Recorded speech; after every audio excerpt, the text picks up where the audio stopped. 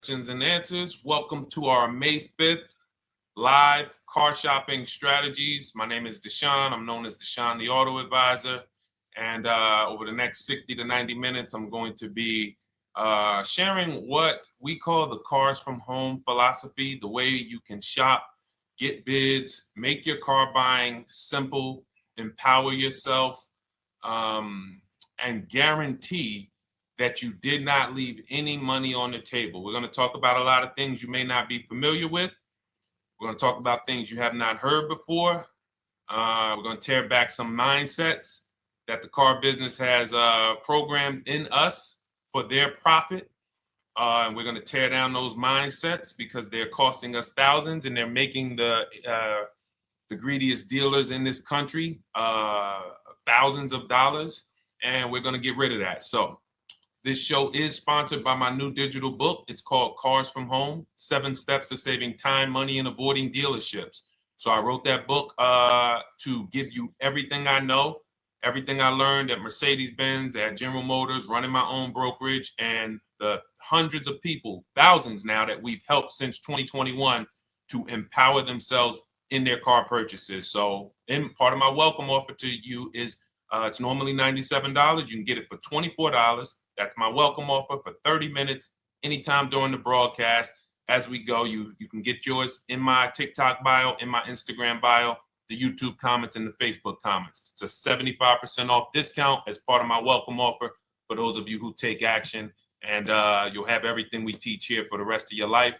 And you'll be able to move the same way you're going to hear me move and the way a lot of people I'm going to show you guys are moving. So no questions off limits. Feel free to start typing your questions. We are live on Instagram, TikTok. Hang on. I got Instagram up here. My man Dolan is moderating, so we're going to try to pull in every single one of your questions. Again, this is our May 5th live. We are live. It is Monday, so let's get to the questions. Okay, we got some coming in already on TikTok, Dolan. I see it is what it is. I'm just going to pull that one. I need to do one on shady mechanic shops. You should. If that's your area of expertise, the public needs to know from someone who's an insider what is going on in mechanic shops. I'm sure they get a lot of value. If you guys want, it is what it is to launch a channel teaching people how to avoid shady mechanic sites, type ones in the chat so he can know that he should go ahead and do that. Or she. I can't see if you're a man or woman. But let's get some questions going. Yasoy Tommy, I see you on TikTok. Interested in leasing, but I know I will go over the mileage. I drive a lot. Well, here's what you do. Give you an example. I'm leasing right now. I've never needed more than a 15,000 mile per year lease. So all of my leases have been 12,000 miles. I've never needed more than a 15,000 mile per year lease. Now, sometimes, that was because my family worked a little further from where we lived. We got a 15,000 mile per year lease, but most of the time I'm getting 12 because that's what I need. That's what I use. Now I'm paying $499 a month for this $55,000 Infinity truck. I got a 1% lease on it. I got my bids, the way we teach at Cars from Home. We're big on multiple offers. That's the only way you're going to save the big money and guarantee you got all the money is to get multiple bids. We teach you how to do that. You can do it by phone too. If you want to try to do it by phone, God bless you. We do it through email. We do it through emails and templates, and that's what we do. But I'm paying $499 a month for 12,000 miles. Now, let's just say I needed 15,000 miles. I would have bumped that lease up, and instead of $499, I'd be paying probably $30 more. So call it $530. Now, let's say I'm a high mileage driver at 20,000 miles. That instead of $530, I would probably be paying $620. And there I got my 20,000 miles per year. So the key is, and this is what you'll hear, people will blame the leases for not understanding that they choose the mileage. The mileage is not selected for you unless you go into a dealer and say, hey, work me up a lease. And then they're going to choose the mileage, probably give you 10,000 miles per year, and then try to close you on that. But that's not the way we shop. We're going to shop and we're going to adjust our miles based on what we need. So if I needed 20,000 miles per year, I would probably be paying $620 instead of $499. If I needed 25,000 miles per year, I would probably be paying $680. So I'm just paying, we get what we need and we enjoy our leases. because when we buy these cars and we drive ridiculous miles, we depreciate our cars, we destroy the value, and then we still have a loan on it in a lot of cases for a vehicle that we have destroyed the value in because we put 60,000 miles on it in 3 years. So our loan is moving very slow, but our vehicle's value is dropping through the ground very fast, which is typically how we end up with $15,000, $20,000, $25,000 in negative equity. I used to see it all the time in dealerships, especially when I was in when Uber took off.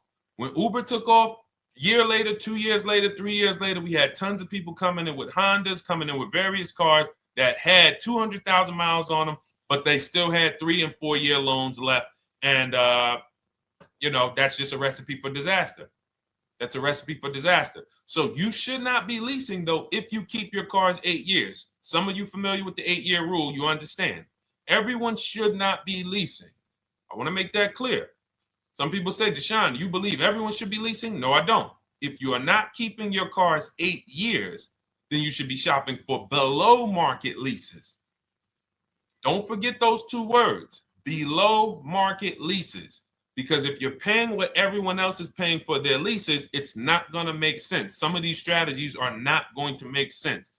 You need to be getting below market leases. And the way we do that is to comparison shop, get multiple offers from dealers, have them compete for our business, and then we get these leases that no one else can get. Great question. So what if I go over 20,000 miles? What do you recommend doing? You choose your mileage wisely. In my book, I have a section called Choosing Your Mileage Wisely. The whole key with leasing is to scope out the mileage you're going to use, and that's what you shop for. If you know you're going to do 25,000 miles that year, you would do 25,000 miles on your lease. But you don't shop this way. We always shop with 12. A problem with leasing is once again, you go into the dealership, you say, work me up a lease. They're going to work you up what they want. They're going to say, hey, put 5,000 down. Who's had that happen? You go and you look for a lease and they tell you how much money you need to put down. Type me if you've had that happen. And again, welcome to everybody. This is our May 5th live. It's Monday, May 5th. Whether you're watching this today or you're watching this later today, because we will be rerunning this for those who couldn't make the show. Tell your friend they can catch it on our channels. But this is our live show. We're live every single Monday through Thursday at 12 noon. So you'll see people who will go and get blessed transition. You've had this happen. This is what you go in. They work you up a lease. Here, you need 3,000 down. Yeah, you need 3,000 plus your taxes and fees. What do you want to do? So that's them customizing our leases. We never want to do this. We want to customize our lease and run it like this, a template. All your leases you get with, ready? 12,000 miles per year. First month's payment only due at signing. That's it. 12,000 miles per year. First month's payment only due at signing. That is how you shop all of your lease offers, because this allows you to now use the 1% rule, which I didn't create. A lot of lease savvy people know about the 1% rule, where your MSRP, I'm going to just show an example of an MSRP, the price on the window sticker. Every lease is going to be brand new, guys, or either close to it. The price on the window sticker is the price we go by, the MSRP, and we're going to divide our monthly payment into the MSRP. And once we get that, the number, that's going to tell us if we got a 1% lease, if we got a 1.5% lease, if we got a 1.8% lease. And what we did was I created the 1.5% rule to know we were overpaying for leases. You don't have value when you lease something over 1.5%. But let's keep it to the point. The point is you're shopping all your leases, first month's payment due at signing, 12,000 miles per year, and then you're using the 1% to 1.5% rule to gauge the value. Once you find your best offer, that's when you go and you say, can you please adjust the mileage down to 10,000 because that's all I need, or up to 15,000 or 18,000. You shop your offers with 12.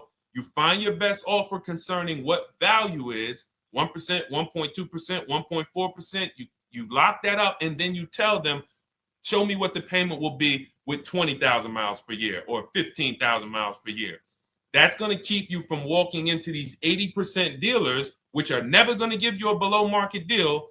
When they drop their prices, they're never going to drop low enough to beat their competition. That's why their name of the game is them keeping you from checking their competition. And then you avoid these people, you find those deals, and then you adjust the mileage with that dealer. But choosing your mileage is very important with a lease. And that's why you should take 5 minutes, 10 minutes, tally up your lifestyle over the next 3 years, and you choose your mileage that you need. Great question. Let's go, Dolan. I'm getting married today. Congratulations to Ash on Facebook, everybody. Ash is getting married today. Congratulations. May God bless you with a healthy, lifelong marriage. Hallelujah. All right. Angel on YouTube says, can I lease for 36 months, then purchase to have a lower payment instead of buying at a higher payment? Now, what he's asking or she's asking is, I want this new car, but if I buy the new car, then I'm going to have to pay for the new car, in which case it's too unaffordable. So can I lease it first and then buy the difference at the end? Yes, you can. Let's talk about why that's not that financially wise. There are signals, guys, that tell us we are looking at vehicles that are too expensive for us. Signals. Would anyone on here take a 50-year mortgage? Anybody? Anybody? We got some smart people on here. Anybody volunteering for the 50-year mortgage, ladies and gentlemen? Anybody? Come on, somebody.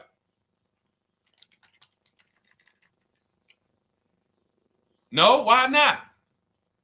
Why not? Why is everybody saying no to the 50-year mortgage? Because we know it's ingrained in us that a 50-year mortgage on a house means we can't afford that house, right? Same thing with cars. There's signals. And so when we cannot finance a brand new car and it's affordable, what should we be doing? We should be going to get a pre-owned car. That's what we should be doing. So some of you have the luxury where you could afford both a new version of the car you want, and you can afford a pre-owned version, of course. So you might say, Deshone, I could afford both. I want this car, but I could afford, which one should I get, new or pre-owned? Thank you to the new gifter, Jeffrey Jones. Welcome. The Black King. Thank you so much. Gifter badges. Appreciate everyone who supports this broadcast. Thank you so much. You helped me to keep this information going. So what you're saying is, I could afford both.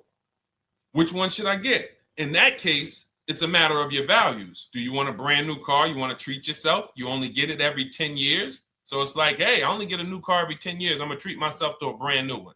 Curtis Thomas, thank you for sharing. Or you might say, you know what? I want to go to value play. Even though I could afford a new one, I want to knock 20, 30, 40% off the price, and I want to get me a pre-owned version.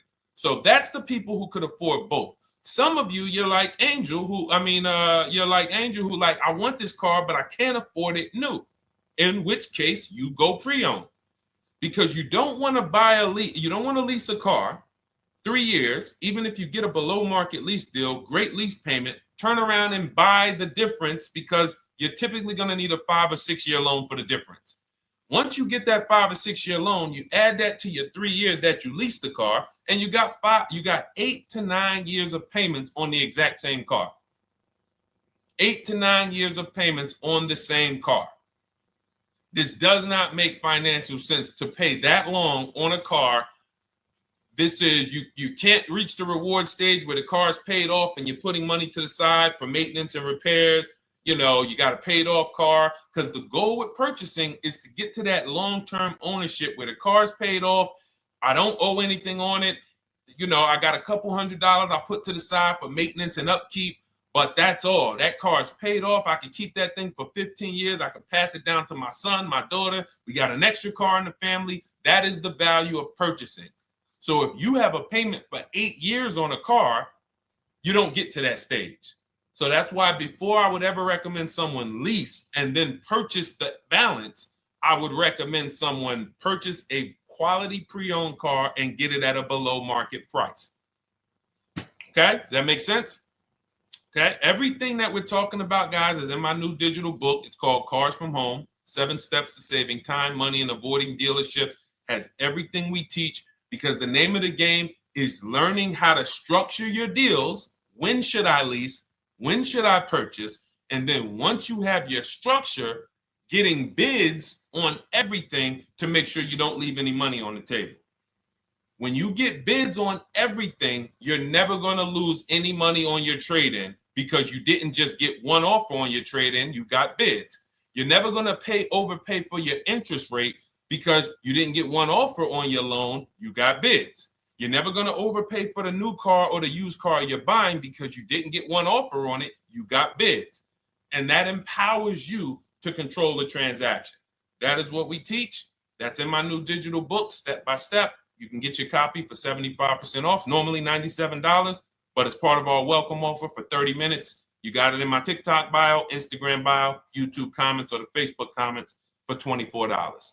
Okay, enjoy it, use it. All right, let's keep it going. I need to buy a car. I want to know how to buy the advertised new the new SUV vehicle for under $10,000 or even under $20,000. I don't really understand the question. Let me read it again. I need to buy a car, and I want to know how to buy the advertised new vehicle for under $10,000 or even under $20,000. Are you saying that's the discount you're looking for, or are you saying that is my budget? Please let me know. I don't quite understand. Go ahead to the next one, Dolan.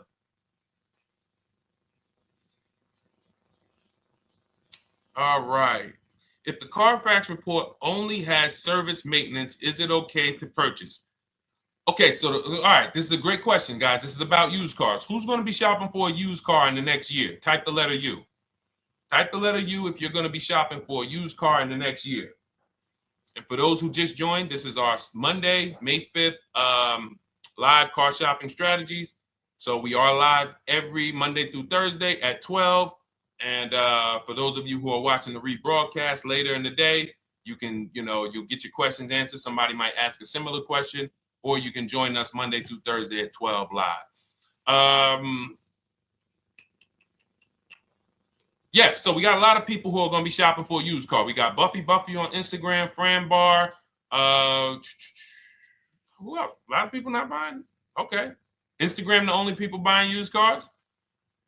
Okay, well, let's talk to you guys. Listen, so here's when you're looking at a used car, what you're focused on is first the service record. First the title history. What is the title history? That means, is it a salvage car? Is it a frame damage car? Is it a now, well, let's start first. Where do we find these cars? Let's start there.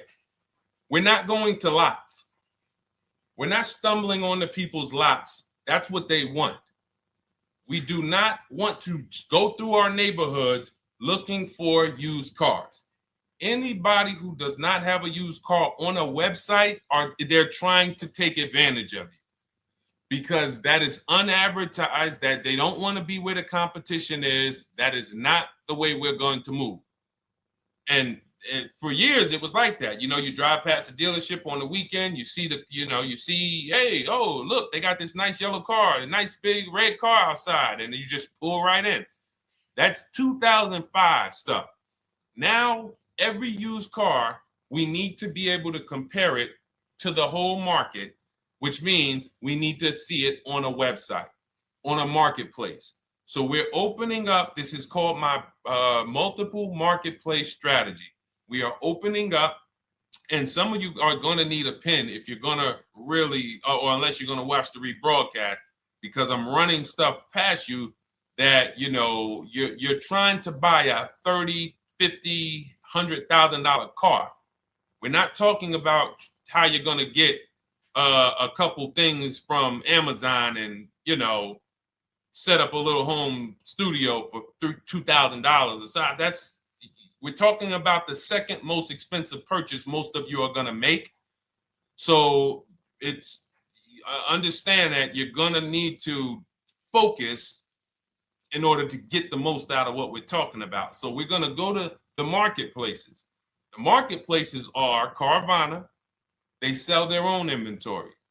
CarMax, they sell their own used car inventory. Driveway, they sell their own used car inventory. We're going to go to now dealerships. AutoNation, they sell other people's, they sell their own. They buy and they relist it on their website. But then you have Car Gurus, you have Carfax, you have Kelly's Blue Book, no, not Kelly's Blue Book. You have Auto Trader, Car Gurus. So we're going to all these marketplaces, we open them right up in one tab. So now what we're doing is we're putting in our criteria, and what we want to do, we want to go 100 miles out. Even if you're not willing to drive 100 miles out, you want to see what the whole market looks like within 100 miles. So now, if you know what you can afford, then you can put in your price criteria. I have a tool that I created. It's called the Perfect Budget Calculator. Some people who have my book, you've used it, where you put in your down payment preferred, you put in your interest rate, you put in any equity from your old car, and it tells you, because what you tend to miss is the fees. That's what you tend to miss. So if you're not using this calculator that we created, you want to add another $2,000 or so, because you got to factor in the fees in that budget. Some of you go out and say, man, I think I could afford $30,000. Then when you find your car, they bump you up to $33,000 because you didn't factor in the taxes and fees. So this calculator does it for you in my book, and everything we use the Perfect Budget Calculator. But if you're not using it, just estimate another, a little higher. Now you put all of that into the marketplaces. Now you're looking for what the inventory is. Now, here's the reason why you must open up all these marketplaces. First reason, they have different cars on them. Carvana and CarMax has different cars than Car Gurus, Cars.com, Auto Trader. There's different cars on them. Another reason we need to open it up is because sometimes you'll see one car here on Car Gurus for $31,000, and then you'll see that on Auto Trader they marked it down $2,000. It's $29,000. And you're like, wait, why the heck is it lower? This is the same car. Well, it could be because this marketplace got the notification first to lower the price, and maybe this one takes a little longer to see that, oh, maybe that takes 24 hours before their updates take effect. So that's why you want to open up all these marketplaces. Now you're narrowing this down first based on your color choices, what options you want, your models, and now we're starting to narrow this thing down. So we're narrowing it down. Now we start to look at the history of these cars. This is the best way to start narrowing down your used car search. Let's now dive into the history. I need the Carfax. Now, some of these websites will give you a free Carfax. Some of them will try to make you buy a Carfax. Now, I'm going to give you one of the secret strategies that we've been using for years in my book, and I'll tell you it right now. It is how we get free Carfaxes, because when we get to most vehicles, you guys, for those of you who are just meeting me, I worked in Mercedes-Benz for 5 years and General Motors for 5 years, and I ran my own brokerage. I started it in 2016, and I ran that while I worked at the car dealership. So I have a lot of experience and have seen a lot, and that's why I'm able to teach these things. I also love numbers. But one of the things that I know is almost every dealership has a contract with Carfax. So every dealership, we pay Carfax already. So what we're able to do is when we list our inventory on our websites, we're able to list the Carfax with it. We're able to provide that free of charge. But when we pay Auto Trader or Cars.com or Car Gurus, we are not able to actually push our Carfax to that marketplace. But if you come to our website and you find the vehicle on our website, most times you will find the Carfax for free. That is what we have been doing for years. So that now we have the Carfax, because the Carfax is the only way we can see those service records right now, because we've already narrowed it down based on, first thing we're doing is we're looking at title history, frame damage, salvage title, rebuilt title, total loss. That's the type of vehicle. The next thing we're doing to narrow it down, which is where many of you get in trouble, is you're looking at the service records.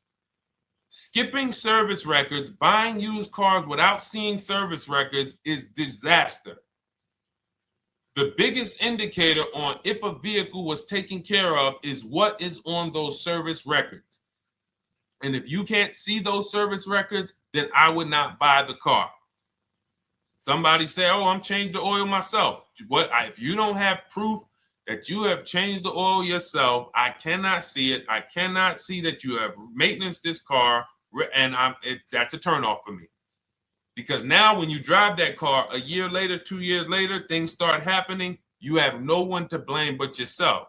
Now the regret kicks in. Man, I knew I shouldn't have got this. But chances are, if you find a quality vehicle and you see service records on that previous owner's report, that's going to lead to a quality experience.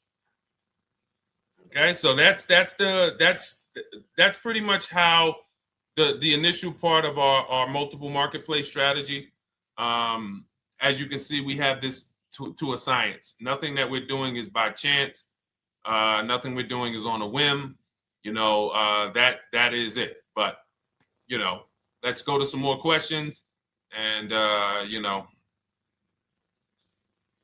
I think the biggest thing I want everyone to understand so far is that we don't wing anything in this process. There's nothing, everything that I'm teaching you is going to be out of our systems. Now, some of you have different learning styles. So let's address this. Again, welcome to our May 5th, Monday, May 5th live. We're live Monday through Thursdays at 12 noon.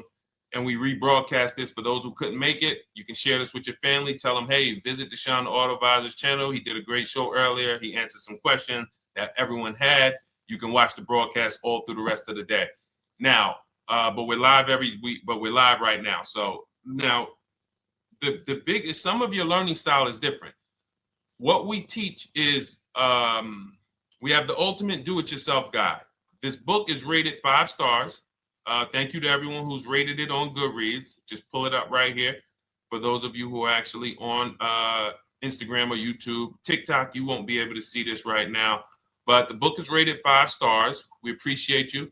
And this is the ultimate do-it-yourself guide, whether you're new cars, used cars, leases, bad credit, how to make banks bid for your financing, high mileage driving. It's all in there, step by step. And it's a digital book, so you don't have to wait for it. As soon as you get and hopefully you get there before the 30 minutes, so you get your copy for the $24 instead of the $97. That's our welcome offer. But that's your do-it-yourself guide. Some of you, you're a do-it-with-you person, and that's Shop with Deshone. You like videos instead of reading. You want coaching. You want support. You want a community. We have 1,600 people in our Facebook group.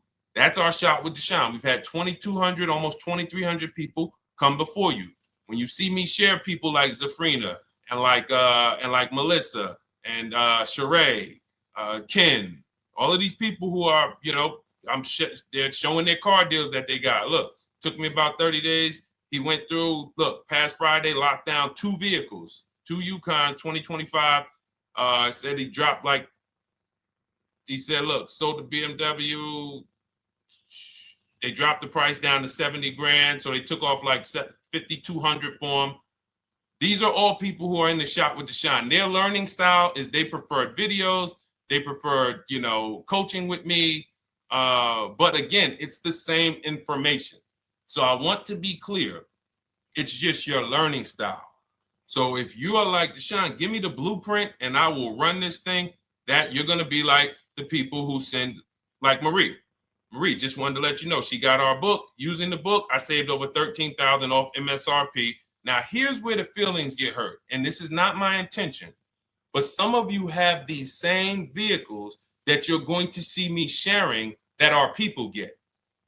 And when you see what they paid for them and what they're getting off of them, you're going to see, wow, I did not get that.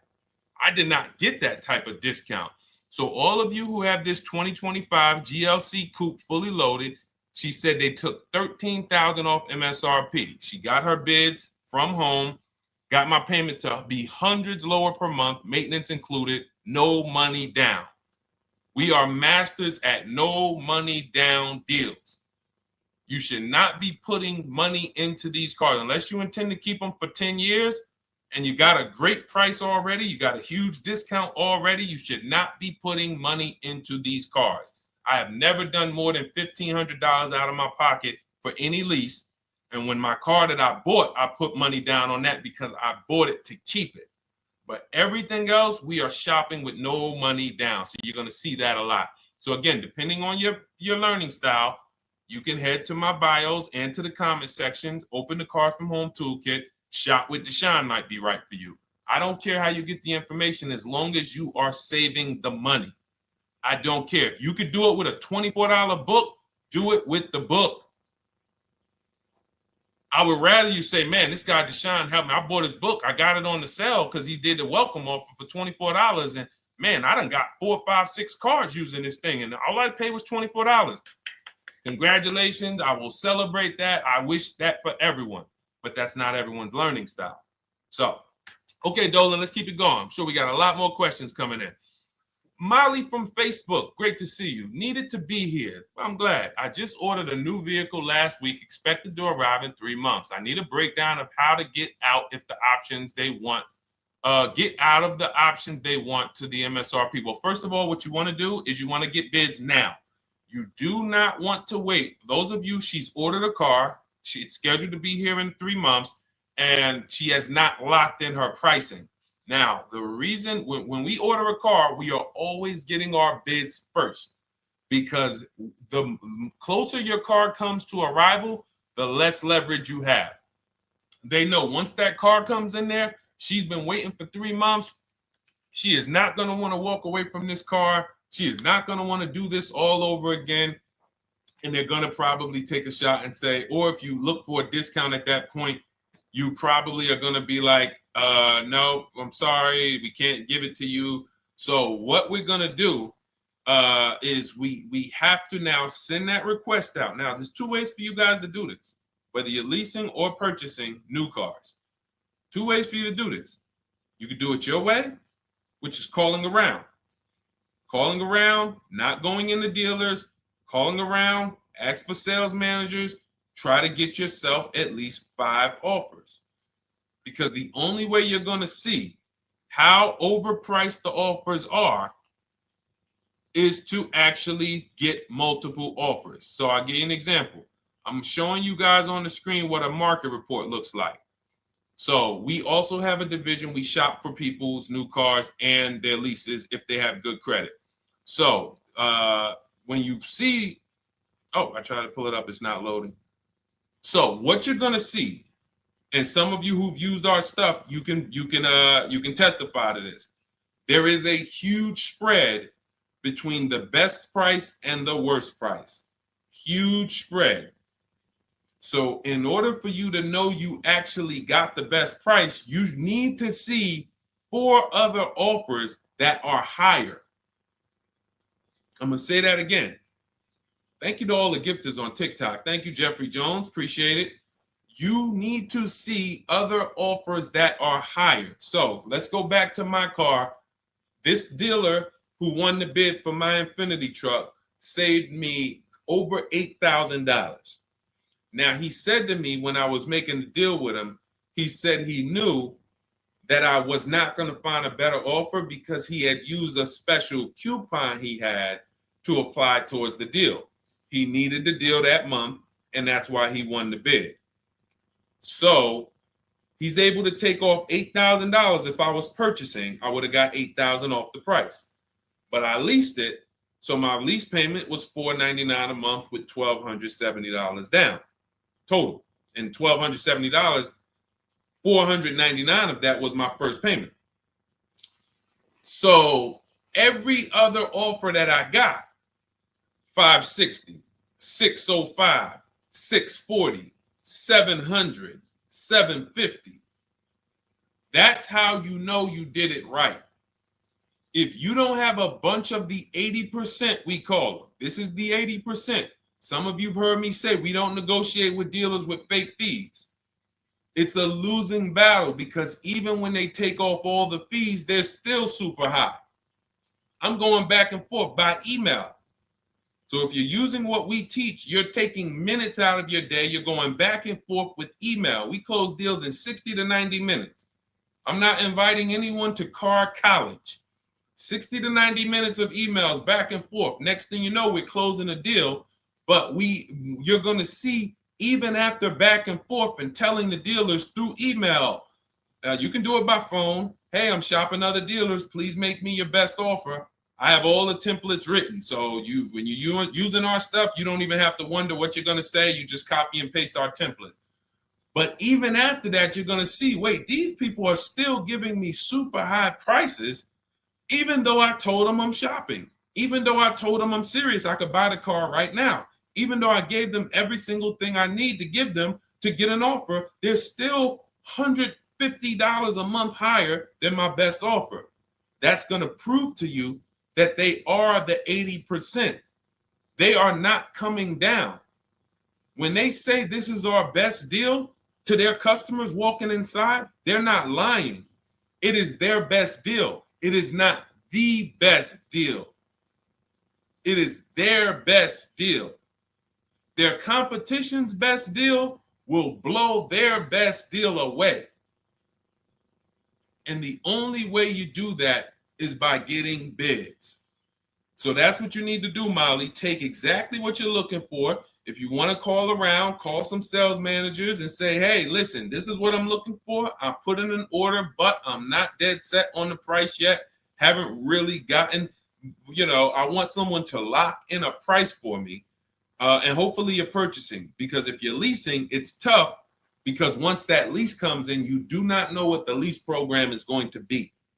So if the lease program is bad, then you could find yourself jammed up. Now, here's what we try to do to prevent that. It's not always possible.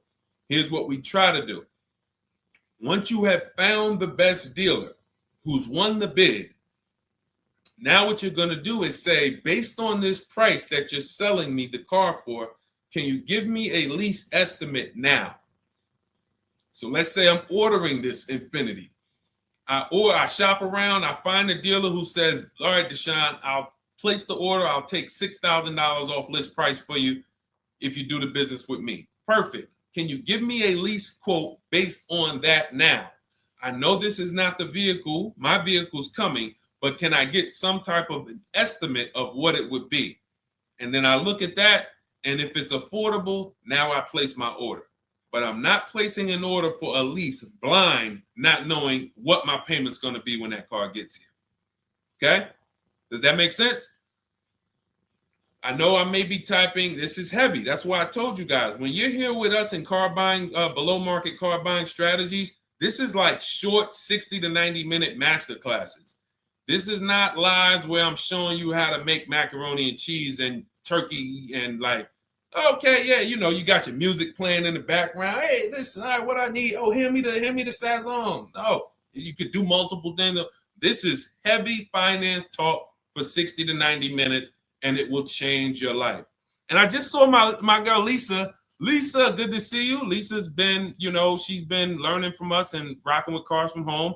Let me see. I'm glad you clarified, even if no money down on the lease, you still really have to give them the first month's amount. Yes, I don't know what I'm going to do yet, buy or lease. No matter, I'm learning lots and sharing with my peeps. Thank you, Lisa.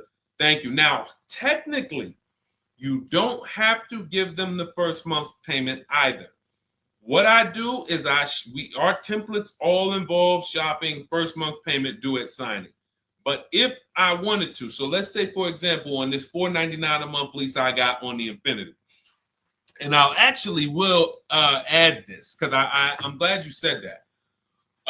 The lease that's your first month's payment, so it's not considered money down. It's considered your first month's payment because you're leasing, you're paying 36 months or 39 months. We don't do 4-year leases. We don't even do 3.5-year leases in most cases. We're not doing it. It's 36 months, 39 months. And if they have a really, really good program for 2 years, they will tell us about it. But we shop for 36 months. But you can tell that if I wanted to tell them, you know what, I want to do a straight sign and drive, I don't even want to give you the $499 for the first payment, which means you're asking them to pay the first payment, then it would have just been $500 going back into the cap cost, which would raise the payment probably with interest and taxes, maybe 15, 17 bucks, something like that. So if I truly wanted to bring nothing to the table, I can just have them to, cap the first month's payment. You can do that. You can do that. So you can ask any questions. I know you're in our Facebook group, and so you let us know. But the 8-year rule is your basis for leasing versus buying. The 8-year rule, when you guys open up my book, you'll hear me talk about this. I'm going to make a whole lot more videos about the 8-year rule because it is the parameters for how to know whether to lease or buy. It takes into account how drastic cars depreciate. They lose value like crazy. All the losses are in the first 5 to 7 years, and you don't win until you've kept the car at least 8 years, compared to someone who's getting a below market lease. So let's take an example. You look at somebody like, Brian. Brian got my book. Just finalized my first ever lease using your system. 2025 HRV Sport all-wheel drive, $30,000, $505 MSRP. So this is a $31,000 vehicle almost, and he got it for $395 a month, which is a 1.2% lease, no money down. Now, his initial quote from this dealer was $434. This is the winning dealer. But in my book and in our systems, we have a counter offer calculator where we put all the offers we get into the calculator, and then it calculates the best offer and it tells us what to counter. So his initial quote was $434. He countered with the calculator and ended up closing his deal at $395. So these are the people that, for all of you who you're like, wow, are there any cars out there with a $300 payment anymore? Well, if you're buying a car, you are buying it at a $300 payment. You could only spend, who knows, every $5,000 on a vehicle is about how much per month. Every $5,000, when you're looking at a car, every $5,000 on a 5-year loan, which is what you should be defaulting to, is about how much per month. Thank you, Nikki.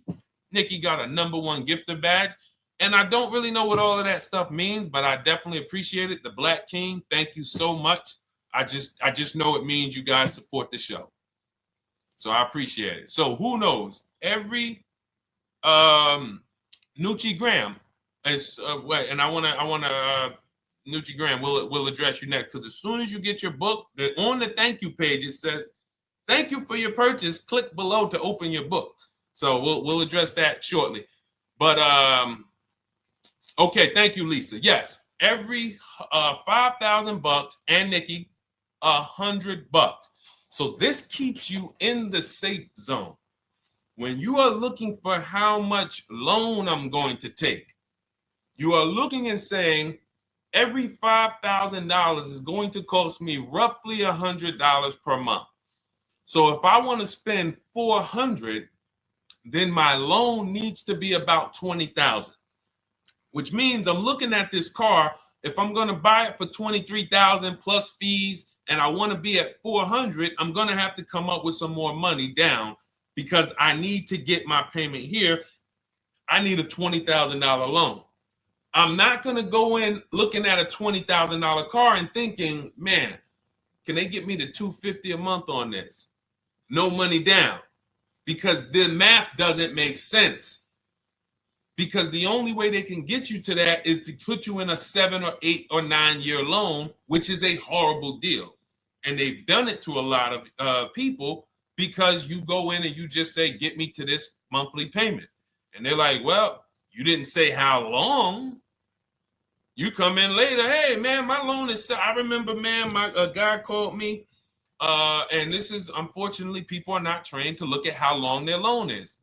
Early in my career, I think I was still with General Motors, and a guy came in and he had some vehicle, And he was like, you know, D, could you look at this, man, and tell me, because I don't, you know, I'm trying to get out this thing, man. They telling me I can't get out of it now. That's a recipe. You bury yourself when you make these types of moves.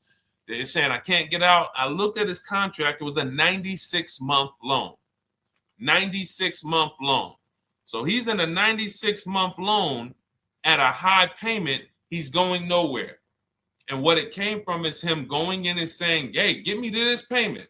My payment's affordable, but how long is the payment? That determines what you're paying for the car. So when we say, yo, are there $300 payments out there? I'm showing you. Leasing, there's cars you can drive 30,000 miles, $30,000 cars, beautiful vehicles, payments in the threes when you're shopping and getting bids, and you're finding vehicles with great lease deals. At the same time, on a pre-owned car, that's only going to get you under 20 grand, between 15 and 20 grand. So it's about getting the most for your money. And getting the most for your money, you must take into account the 8-year rule. If I'm not keeping a car 8 years, I should be shopping for a below market lease. I'm not tying up any of my money in this car because I'm not keeping it long enough to have all of that money benefit me. Does that make sense? Type ones if that makes sense. Type dollar signs if that makes sense, because this is about money.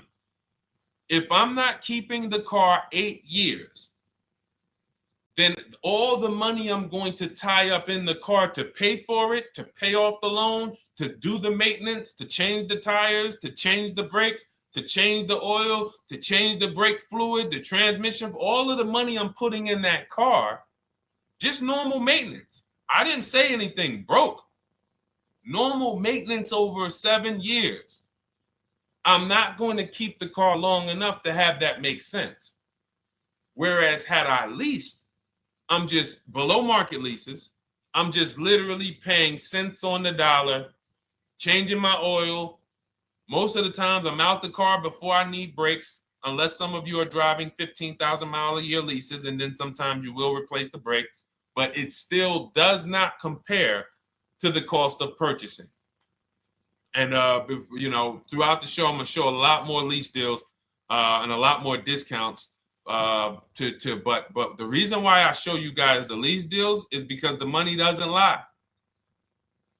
Unless you're just hell bent on paying more, the money does not lie. You can't compare when I was, you know, I'm driving $40,000 cars, my payments have a 3 in front of them, and my friends are driving $20,000 cars and their payments have a 3 in front of them.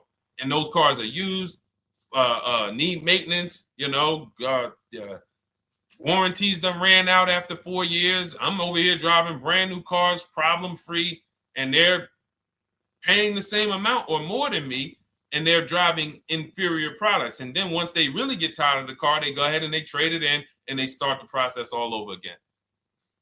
So it's bad financial advice that the car business never trained on, and they just love for people to be ignorant. But we're not going to be ignorant here. All right, Dolan, let's keep it going. By the way, all of you who just joined, this is our Monday, May 5th live. We are live every Monday through Thursday at noon. So for those of you who may be watching the rebroadcast, we rebroadcast the show all through the day. So for those who missed the show, you can either, you know, or some of you want to tell your friends, oh, hey, you're shopping for a car, go watch this show. And we'll rebroadcast this show all through the day. And we rebroadcast all the episodes through the weekend. So for those of you who didn't have time, you're like, man, I want to catch up on all the shows, all the questions that were asked. We'll rebroadcast those through the weekend. But we are live every Monday through Thursday between 12 and usually 1:30. You can have your friends and family tap in. You can bring your questions, and we try to get to as many as we can. All right, Dolan, let's keep it moving. Let's get to some more. What are the companies for loans? Well, there's a lot of them. First thing you want to do is, so we teach something called the bank bidding war. This is a question, because here's my question to you guys. Where do you get your car loans from? Here's my question to you. And I'm going to tell you how we should change the answer, because I know what some of your answers are going to be. Where do you get your car loan from? Some of you are going to say my bank. Some of you are going to say the credit union. Some of you are going to say the dealership. But all of those are not the answers we want to go with anymore. Here's the answer. You got it, Nikki. I love Nikki. Whoever gives me the best rate. That is going to be the answer moving forward. If you're using what we're teaching, that's your answer. Whoever gives me the best rate. What, in other words, whoever wins the bid. So what we're doing is we are not just going to our credit union and having them run our credit, give us a rate, and now we going out and we're shopping with a check in hand and we're shopping with our back against the wall because the bank says, well, hey, you know, your pre-approval expires May 17th, so you hurry up and find a car or you're going to have to come back and run your credit again. Now we're over here and our bank is putting our back against the wall. That's ridiculous. So what we do is we use what you should do is you should look at the average interest rate. If you have average credit, look at the average interest rate, and then you use that to budget. Again, I have a calculator that we invented. It's a proprietary calculator. You can't find it on Google. It's in my book. It's in our course, Shop with Deshone, in our checklist, our video checklist. This is stuff that, again, we don't, if you notice stuff that I teach, it's not anywhere. Deshone, why can't I find an 8-year rule on YouTube? It's because it's Cars from Home. We created it. I can't find the 1.5% rule. No one else teaches that because it's our intellectual property. We created it. I don't mind people saying it, but they need to understand we didn't find this stuff. We created the stuff. So calculators, we invented them. So this calculator you take this interest rate, but even if you want to use a standard payment estimator calculator, you can take just what I said. Remember, add a little bit more for the fees, because that's what you're not taking into account. The fees, the taxes, and that's where we get in trouble. My calculator, our perfect budget calculator, does that for you. So now you want to look at the average interest rate. Type in average rates for cars. Use that for your budget, just so you can know about how much car I can go and get. So between what I told you about the 5,000 being $100 a month, and that last part about, adding a little bit more and using the average interest rate, you should have a good gauge on a range of car to go and shop for.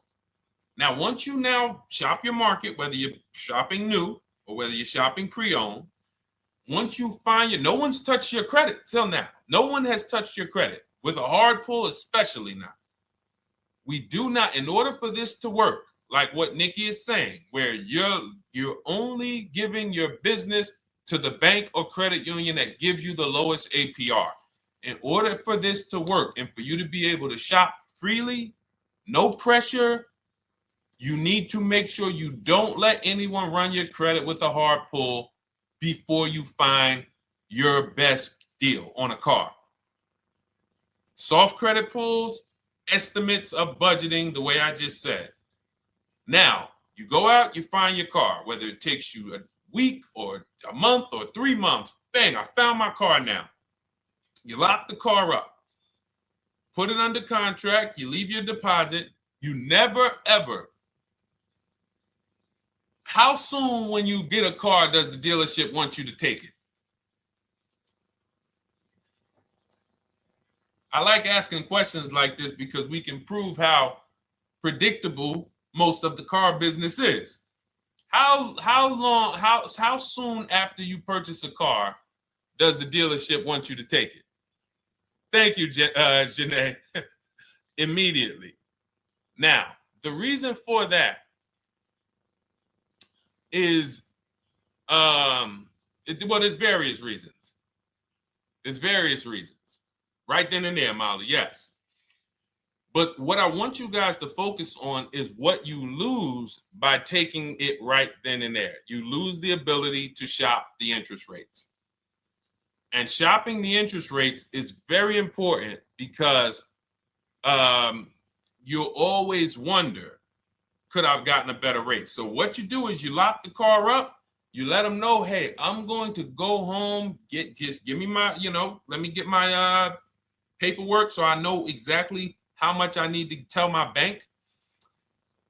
And here's the key, if you guys can beat what my bank or credit union gets says, then I'll give you the loan. See, some people think that I teach don't let the dealerships compete. I never teach that. What I teach is don't let the dealerships be your first offer ever. They are always your last offer, and they're competing against other offers that you got. So now you're going home, your car's waiting, you're going to see what your bank, your credit union can do, and then you go online. You can go right online. Auto loans online, auto financing online. Let all of these banks and credit unions access your credit now with the hard pull, because there is an article that Experian did, and you can find it on almost any credit bureau, wrote an article on rate shopping. They allow you to have multiple lenders compete for your business within a small period of time. They say the window is 14 to 45 days. So if the window is 14 to 45 days, how quick do y'all think I want you to do it? If the window says, because that's a big window, as long as you shop within that window, at the end, those multiple inquiries will have the same weight on your score as one inquiry, because it looks as if you were shopping and you were doing your due diligence. Thank you, Greg, Sheila, with these gifter badges. I don't know. It's like a nice. I appreciate it, Glendale. Thank you. So with these, when these banks are competing, what you're trying to do is say, everyone here on my end, we call this the bank bidding war. This is round two. Round two is you are bringing your car home. I'm sorry, you are at home. You're going online. You're calling your bank. You're calling your credit union. If you have one, you're going online. This will take you literally one day, not even. This maybe take you an hour. Because if they say that the window to shop is between 14 and 45 days, I want you to do it in 24 hours. We want all the competition in 24 hours. Because that guarantees we are way within the window. They're going to look and see, wow, this person bought a car. They had multiple lenders competing in a small period of time. They're not out here just letting people run their credit over, every week. Some new banks running their credit. So now you call the dealership afterwards. You say, hey, the best offer I got was from such and such credit union or such and such bank. If you guys can beat it, I'll give you the business. You allow the dealer to now shop you to their banks. In which case, they're going to call you and say, hey, good news, we got you a better rate. Or, hey, good news, we couldn't beat the rate, but we can match it. In which case, they save you the time, they save you the paperwork. Or they're going to say, hey, listen, that's a great rate you got. We can't beat that. None of my banks can beat it. And in which case, we guarantee all around we got the best rate, which is the goal we're looking for. As Nikki said, I'm only giving my business to who gave me the best rate. That is the bank bidding war. So when you get your digital book, Cars from Home, you'll get that in writing. We also have it in our Shop with Deshone video checklist for those of you who are more do-it-with-me types. Again, we're all about your learning style. And some of you just like, Deshone, I see you. Can you shop for us? What are these? I'm seeing a lot of you guys shop for people, new cars, new cars, leases only. And you have to have good credit. Your FICO scores need to be over 670, all of them. But if you don't, again, same result. We've been helping people get these results since 2021. And again, I am all about speed. These are short videos. The book is boom, action steps, action, action, action, action. I'm not trying to teach you everything about cars. I'm trying to walk you through a path, a 7-step path to get to the result you want all the time. Okay, I'm not taking you to car college. You're not going into the car business. You just need to know how to get the best deal. And that's what it's about, step by step. Okay, but for those of you who are just coming on, this whole show is sponsored by my new digital book. It's called Cars from Home, 7 Steps to Saving Time, Money, and Avoiding Dealerships. It's a digital book. Everything we teach about new cars, used cars, leases, below market financing, high mileage driving tips, bad credit tips for those of you who have your credit is not going to qualify you for everything else we're talking about. You need specific strategy. We have that specifically for people with bad credit inside my book and inside Shop with Deshone. So that's why I never believe in one size fits all car buying advice, because all of you are in different situations. So how does somebody look saying, you all should do this? We're all in a different situation. I have a trade-in, he doesn't. He has a lease that's coming due, he doesn't. Oh, he has a lease that's coming due, he has equity in it, we need to help him get that equity out. He has a lease, it has an equity, but it has a third-party restriction. We can't talk to people the same. That's why everything we do is custom and letting you know, no matter what your situation is, it's very common to us. Very, very common. So, all right, let's keep it going. We got some more time, Dolan. Pull them up. More questions. All right, yeah, I see we got a couple more coming in on TikTok. How do I get the book?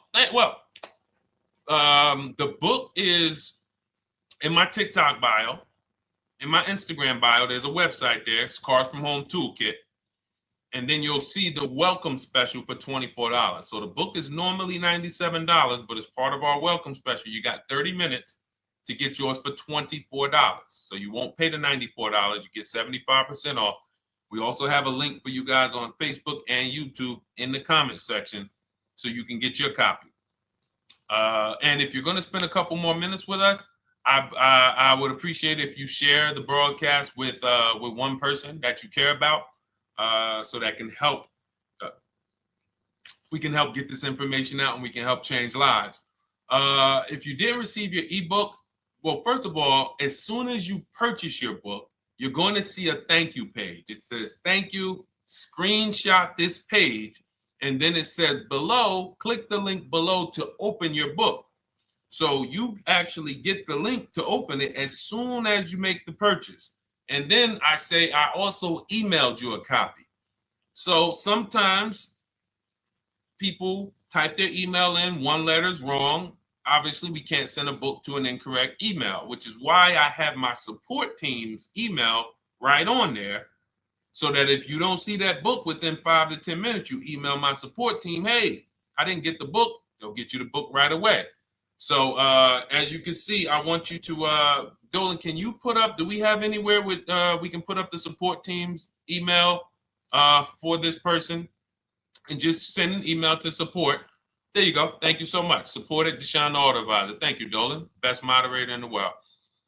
All right, so shoot them an email. Just let them know. Give them your first and last name, and they'll check the record, make sure that we have a purchase from you, and they'll send you your book right away so you can dig right into it. Okay? All right, let's keep it. We work with clients all around the country. What I'll start doing, I wanted to bring some on here today, but I can't load them up.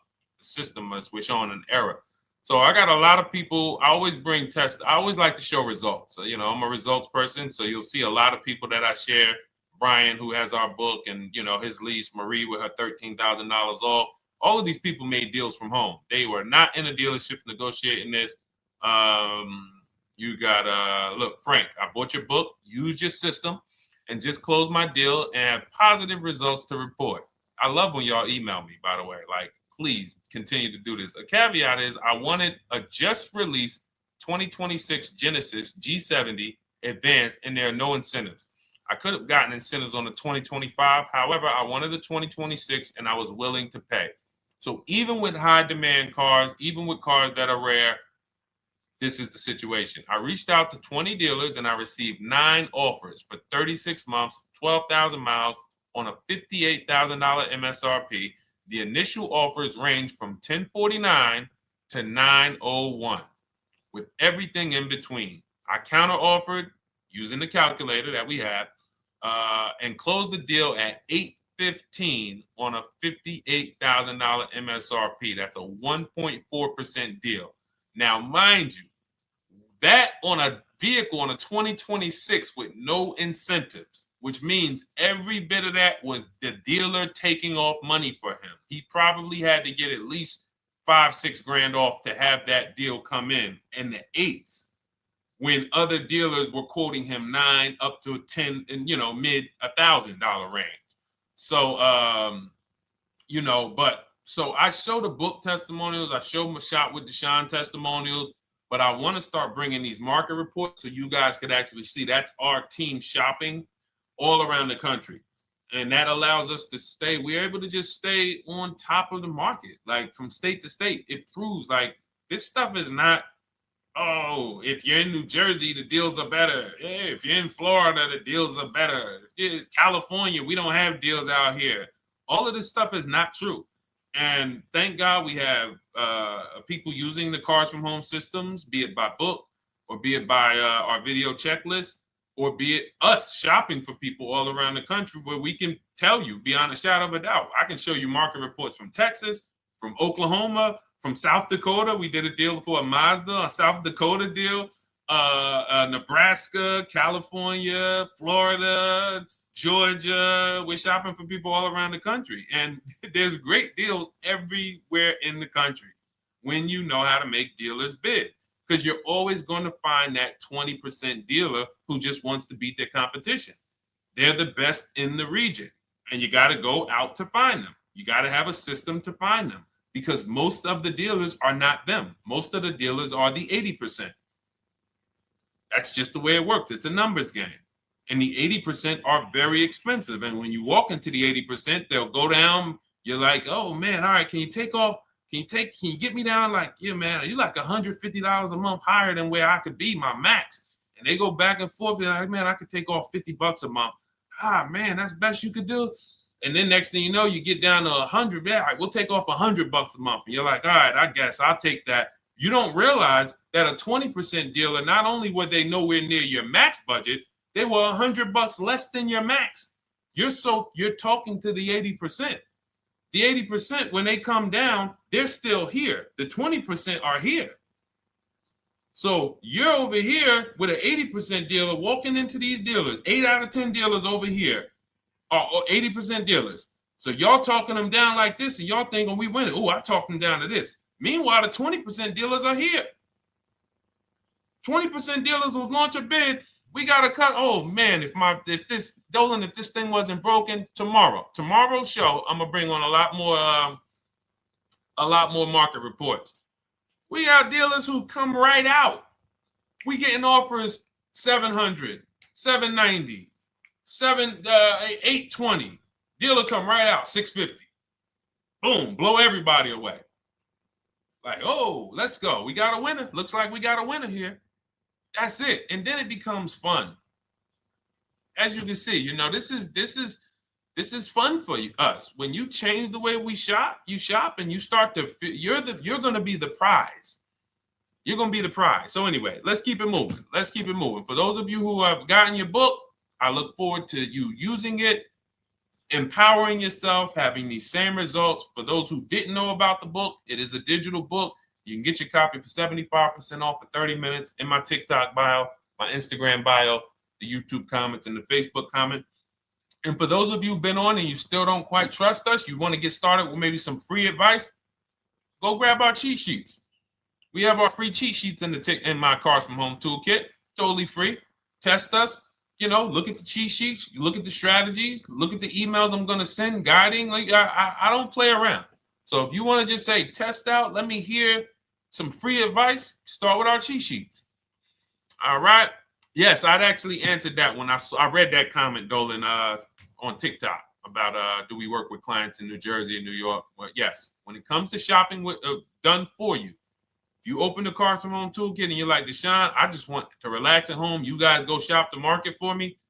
If you have good credit, FICO scores over 670, and you have and you're shopping for a new car or a lease, you can book a call with us and we can see if we can help you.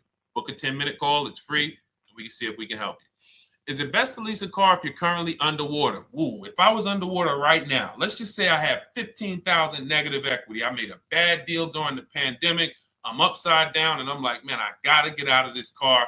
But and first of all, I know I should be leasing because now we know the 8-year rule. The 8-year rule says if we're not buying our cars to keep them at least 8 years, we should be shopping for below market leases. We're going to pay a lot less money. Below market leases, not normal leases. Very important.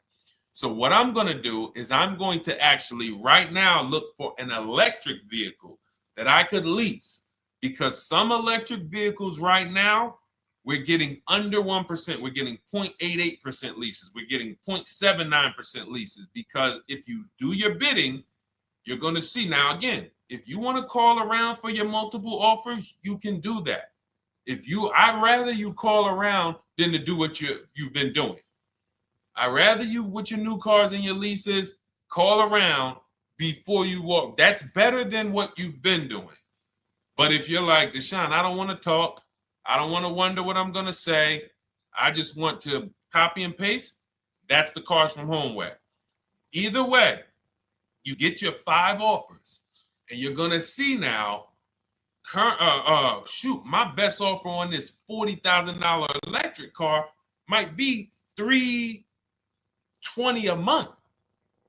So I'm now driving a $40,000 car. If I didn't have my negative equity, then I would be driving it for $320. But now I got to bring this negative equity over. Now, the reason why you want to look at these electric cars for this is because if you try to bring a bunch of negative equity over, what ends up happening is you're now messing up the loan to value ratios, and the bank won't approve it. So you might go in and look at a $40,000 car, and now you bring this 15 grand of negative equity, and the bank is saying, we're not going to loan $55,000 on a $40,000 car. We're not doing that. So that's when they'll say, some of you may have heard this before, you have to put money down. They'll say, we can't get you approved unless you can put $3,000 down, $5,000 down. You have too much negative equity, and the bank is not going to approve it all. But when you get your bids on some of these electric cars, you're going to get $10,000, $15,000 off. And this is specifically what I would be looking for. I would be looking for the electric vehicle that when I get my bids, I'm saving 15 to 18 to 20 grand off. And if you guys don't think that's possible, you haven't been here for long. You know, this is Milligan. She bought her Mercedes EQE last year. She literally, MSRP of her car was $79,245. She got almost $30,000 off the vehicle. Almost $30,000 off the vehicle. $51,359 is her price. $79,000 vehicle. She got it after rebates, after discounts, after everything. $51,359. So you take a vehicle that you can get a huge amount of money off, then you bring your negative equity over. So now that payment goes from $320. Yes, it might go up to $575 or $600 even. But I know I'm in a nice car now. I'm in a brand new car, and after 3 years, I'm done with that negative equity. So that's what I would be doing. And if God forbid the car gets totaled while you're driving, you're out of the negative equity in a lease. So if I rolled that negative equity, 15 grand over to this car, now I'm driving it. Boom. All right, I got this electric car. I'm out of the negative equity.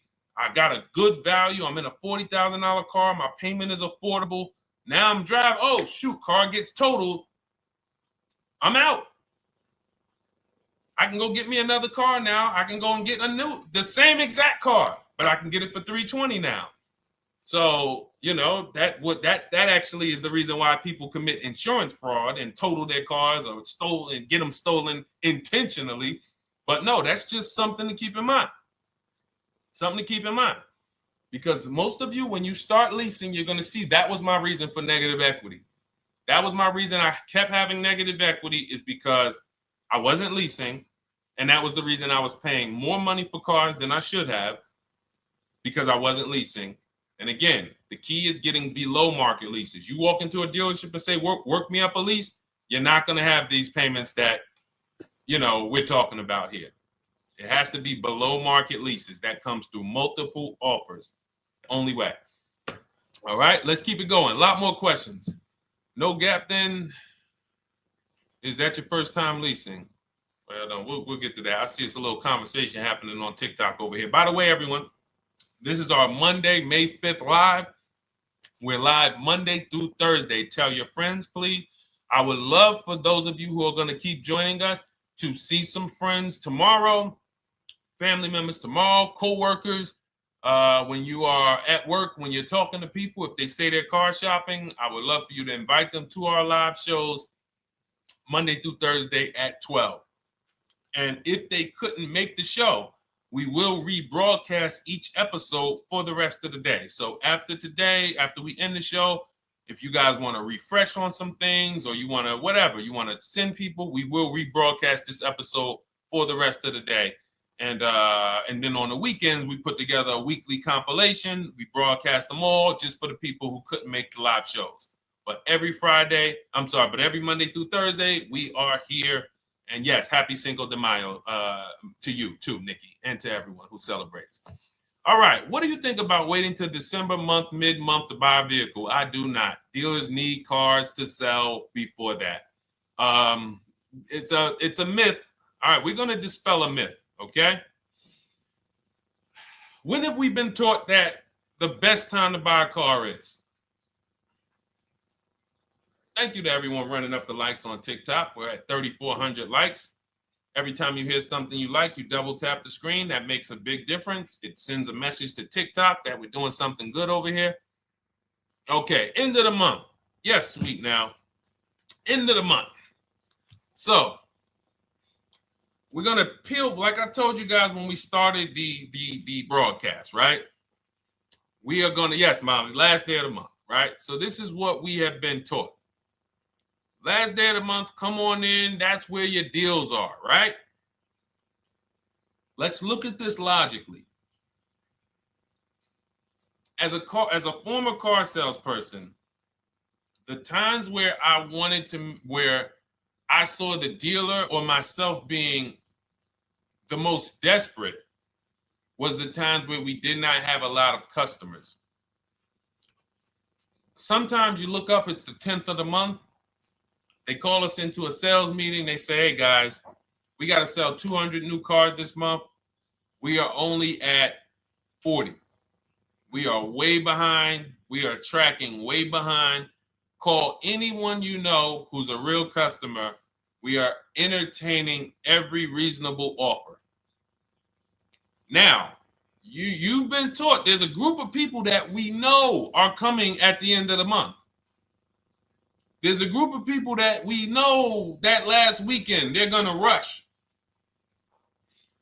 But there's no desperation there from us because we know they're coming. So we look and say, I'm much more desperate at various times throughout the month than I will be at the end of the month. Because think about it. Every time you go into the dealership at the end of the month, is it dead or busy? You go into the dealership most of the time at the end of the month, is it dead or busy?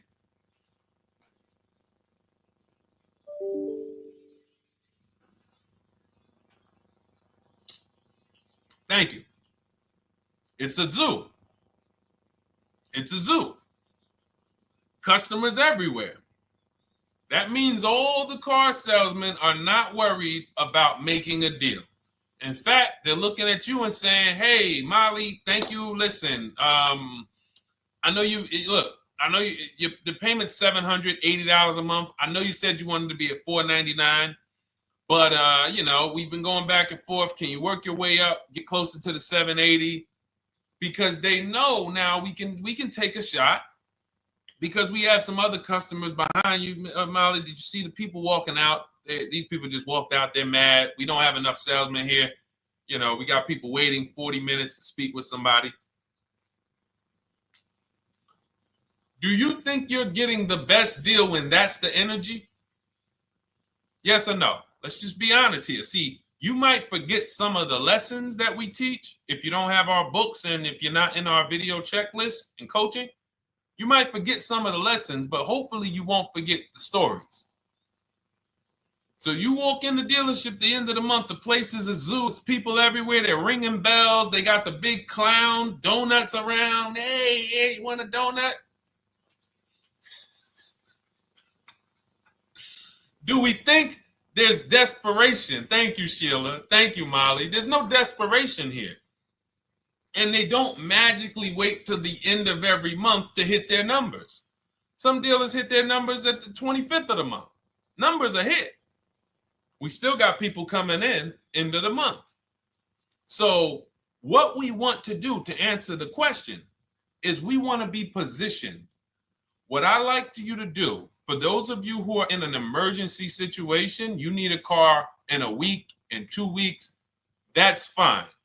Everything we teach can guide you. We've had people who got their cars in 3 days. Like that's not something that is let's see. This is my second go around, much easier, more relaxing experience. Calculator definitely helps. Turned in my CRV, got a 2022 Marcus, some dealers wouldn't do. Somebody, I wanted to read you somebody who got their car in like 3 days, 5 days. That's normal. Again, like I said, we're not taking you to car college here. Like you know, our step-by-step programs can get you to your cars in less than a week, 90 minutes. But you don't want all your car shopping to be emergencies, because here's where you want to be. You want to be able to say no for up to 3 months. Reason is, there's a group of people that walk into the dealerships. They're there right now. They're desperate. They're giving off desperate energy. They can't say no. They back themselves into a corner for whatever reason. If their leases are up, maybe they don't know you can get an extension. If your lease is up this month, you can call. You can get yourself an extension for 1 month. Some leases will be extended up to 3 months, up to 6 months. Those of you who have cars and you're like, Deshone, I'm shopping for a new car, but I don't need it. I just, my car still got some life to it, but, I want to look for something new. This is a position of power to be in. This is where you want to be. You want to be able to say to yourself, all right, let me look at the offers this month in May. All right, I'm going to follow up next month because the offers change. The used car market changes. The lease prices change. The dealer desperation, it changes. I'm not letting tariffs push me into doing something and making a bad deal. I'm not doing it. I'm not worried about tariffs coming, because there's going to be deals no matter what. If the prices of the new cars go up, what happens to the prices of our used cars that we're going to be selling? See, that's how we really won during COVID. Some people who've been with me since 2021, that's how we were winning. My man John Shaw, he was one of the first people. David Isaacs came in, got his BMW. Yes, the lease prices were slightly higher back then. We were still getting under 1.5. We were still getting 1.4. John got a 1.2 on a Jeep Wrangler, but we were selling our old cars for 8, 10, 12 grand more than they would be worth today. So even if the new car market goes up, we know how to maximize the prices of the cars we're getting rid of, and we're going to offset it. So we want to position ourselves to be able to say no. That is the strength. That's the leverage where we can say, you know what? All right, I'm going to follow up next month. Now we're telling the dealers right up front, hey, call me. I'm good between now and June 18th.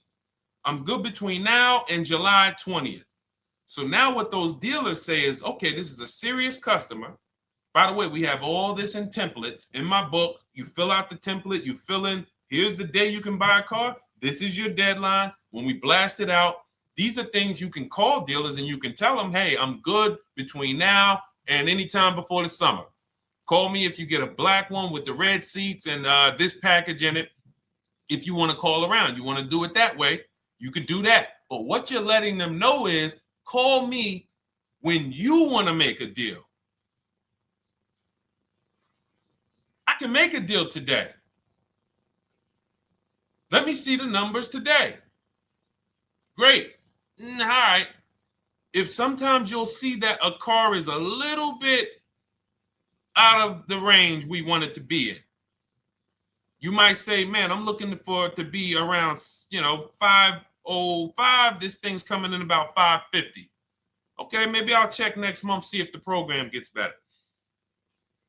You might say, all right, dealers are saying to some of you shopping for cars that maybe every dealer is not going to have it. When you reach out to the dealers, only 5, 6 dealers have it.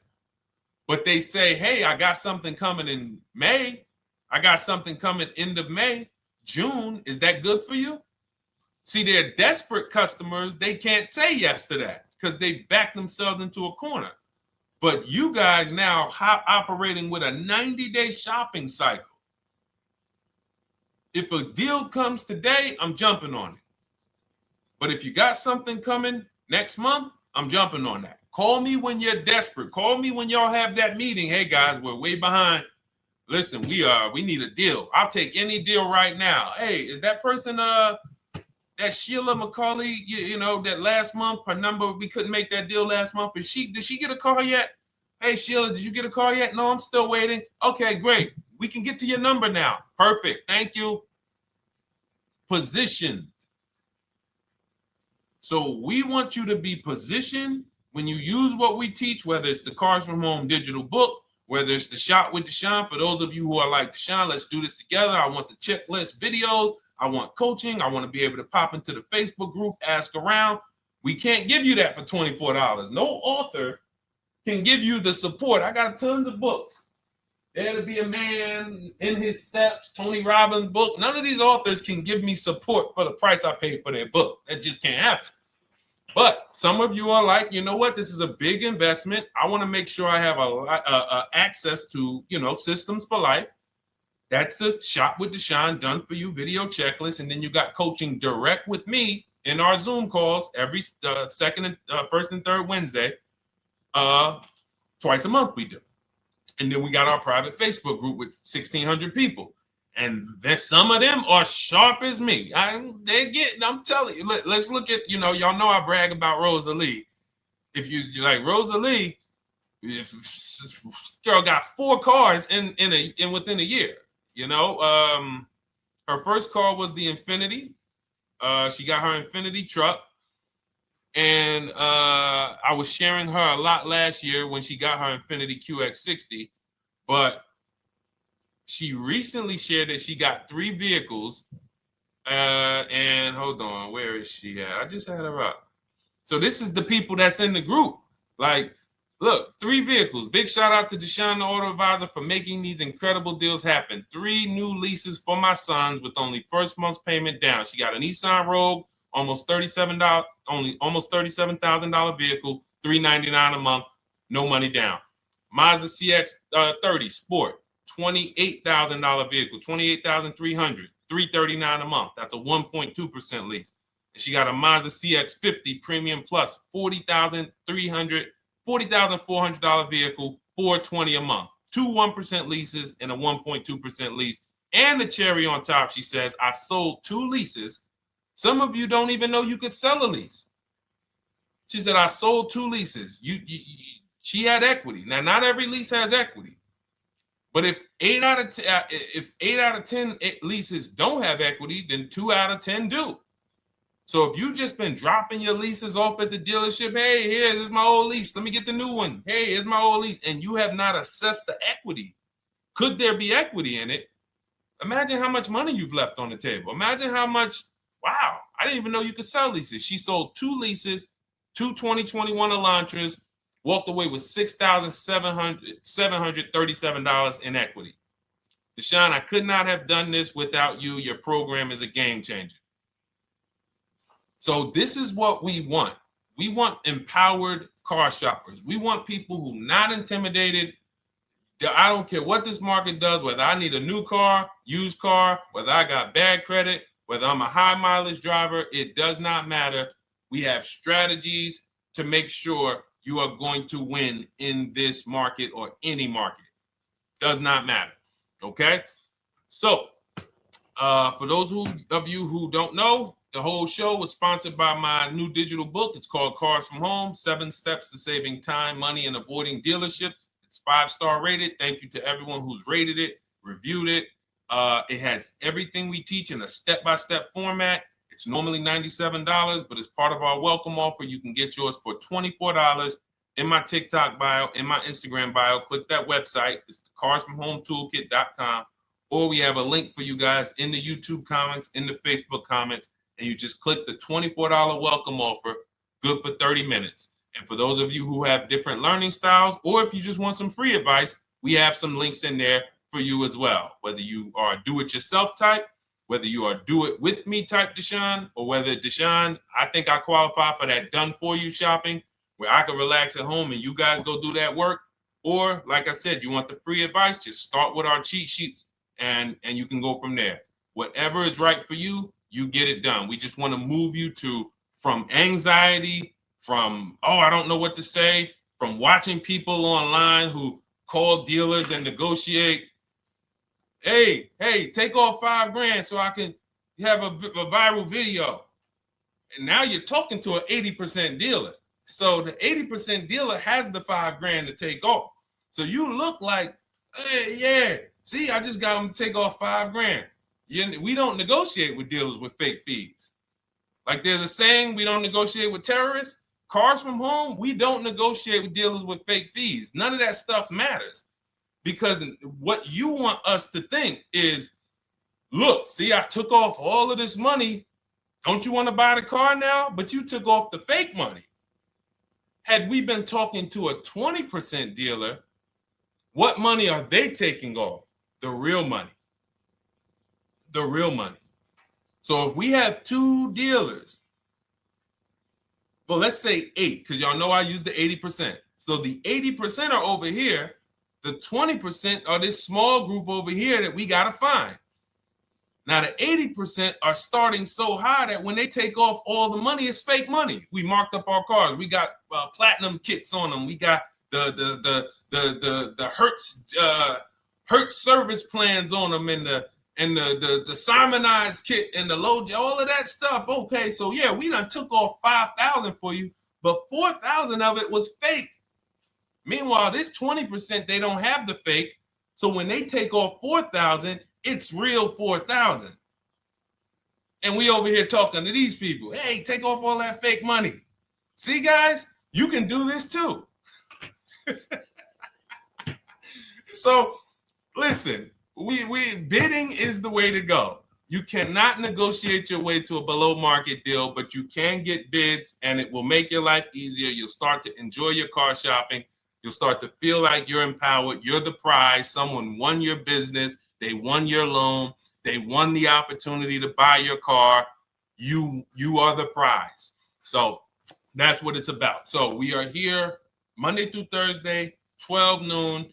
Make sure you meet us live or tell your friends and family who are shopping, hey, hop on this show. We're live on TikTok, Instagram, Facebook, and YouTube. But we will broadcast the show for the rest of the day. So those who want to catch up on some things that you may have missed, or if you just jumped on and you're like, whoa, man, I missed a lot. We'll rebroadcast this show for the rest of the day. But tomorrow we'll be back, which will be Tuesday, May 6th, 12 noon. Meet us here live. Thank you so much. Welcome to the new followers. Thank you to everyone who gave me gifts. Thank you to everyone who bought a book. Thank you for those of you who are in Shop with Deshone. I look forward to your success stories. Always a pleasure.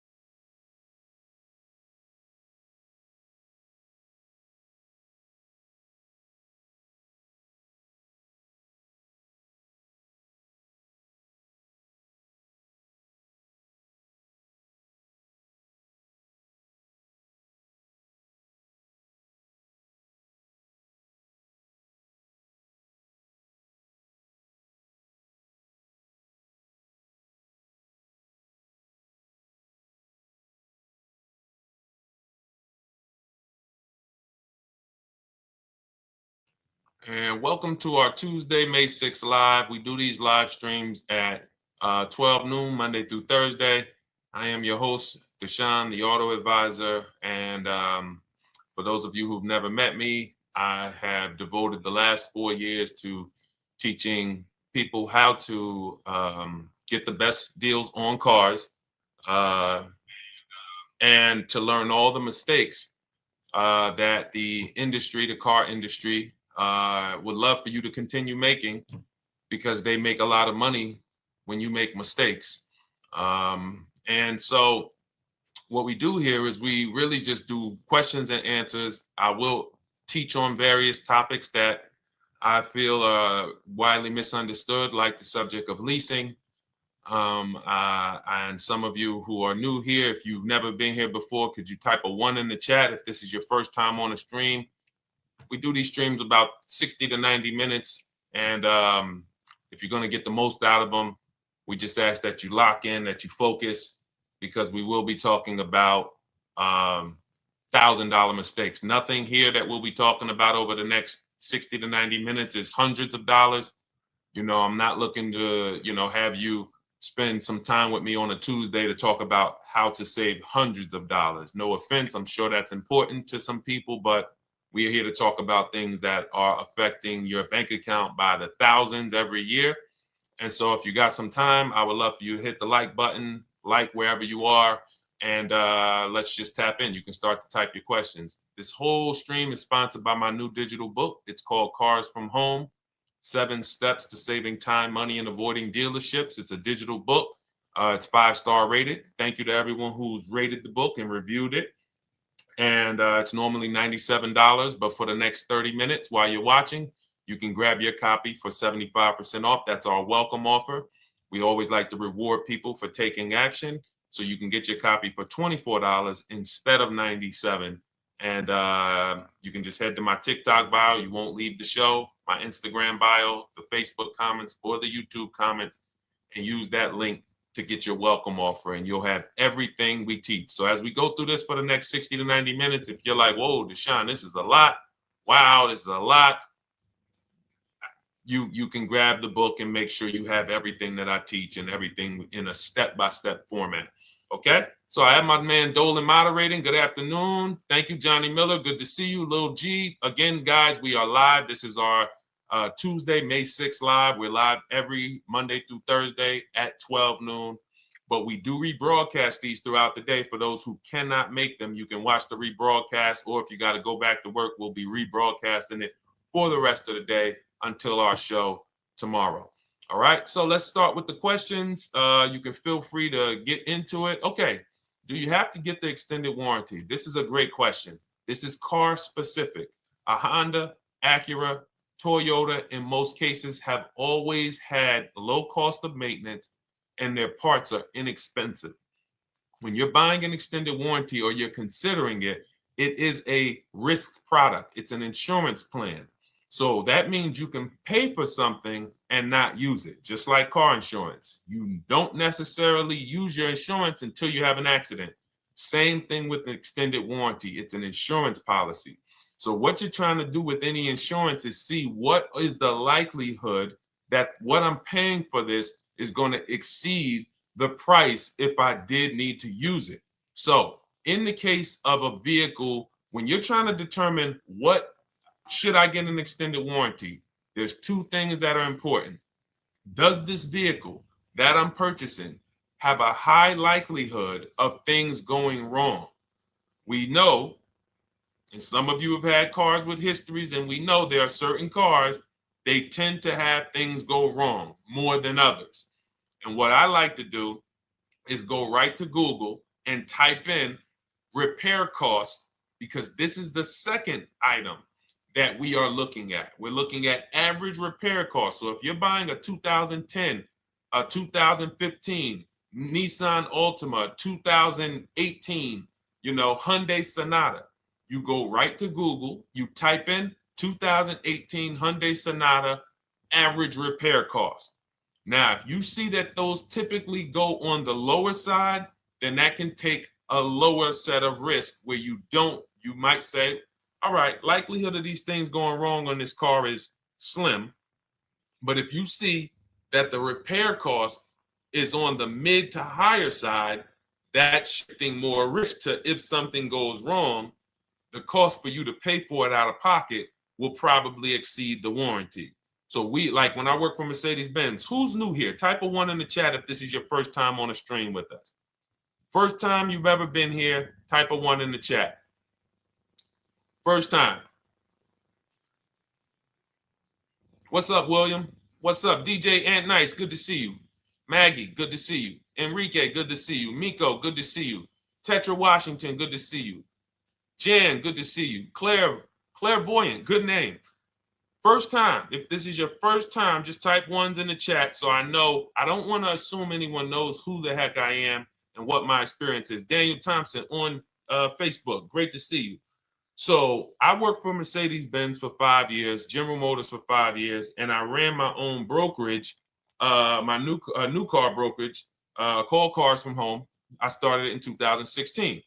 Now, when I worked for Mercedes, when people were purchasing a Mercedes, what I would tell them is buy as much warranty as you can afford. Buy as much warranty as you can afford, because I knew that when something breaks on a Mercedes, nothing's under $1,000, and typically it's $2,000-$3,000. So a $4,000 warranty on a Mercedes Benz is usually worth every dime. But at the same time, we have cars that, again, less likely for things to go wrong, and then when things go wrong, if they go wrong, they can typically be repaired inexpensively. Good to see you, Arms Reach. Welcome on Instagram. Shout out to the people checking in live. Great to see you all. So that's how you're measuring extended warranties. You don't want to get an extended warranty on a vehicle that has a low cost of repair and a low likelihood of things going wrong. You can then take your money, put a little bit to the side, have a little emergency fund, that same $3,500 that you would have put into the warranty, or $2,500.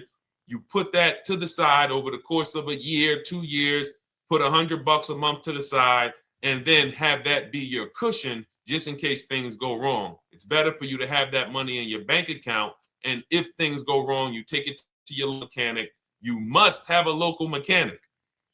You guys know I swear by local mechanics on cars that don't have warranties. Even if you have a Mercedes-Benz, a BMW, an Audi, something that is typically harder to work on and takes more of a specialized engineer, there are still plenty of places that have those. I mean, there's shops where they used to be Mercedes-Benz techs. Now they have their own shops. This is who you want, because their cost, their labor is going to be probably 1/3 of what a dealership is going to be. So these are the resources that, again, keep more money in our pocket while getting us the same level of service and experience. Okay, great question. Welcome, Uncle Nene. Good to see you. Uncle Nene. All right, listen. Nicole, good to see you. All right, Dolan, you can pull up the next question. Feel free to start typing your questions. And as we get more questions in, we'll try to get to all of them. You guys know we're not always able to, but we do try to get to all of them. How do I shop around for the best lease deal without affecting my credit? Well, first of all, you're talking to someone who's, just so you know, I've taught thousands of people to lease. I've gotten 7 leases. Now, when we look at what we are doing with a lease, first, we have to consider how we want the information presented to us. We are not letting dealers tell us how they're going to quote us. We are telling the dealers how to quote us. So we are going to have all our quotes. Thank you to everybody hitting the like button. I see you. I appreciate you. And shout out to the sharers.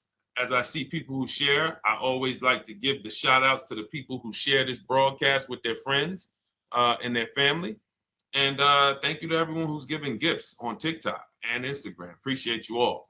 So what we are doing when we're telling a dealership, you give us a quote with first month's payment only out of pocket, 12,000 miles per year, and put all the taxes and fees into the payment, assume tier 1.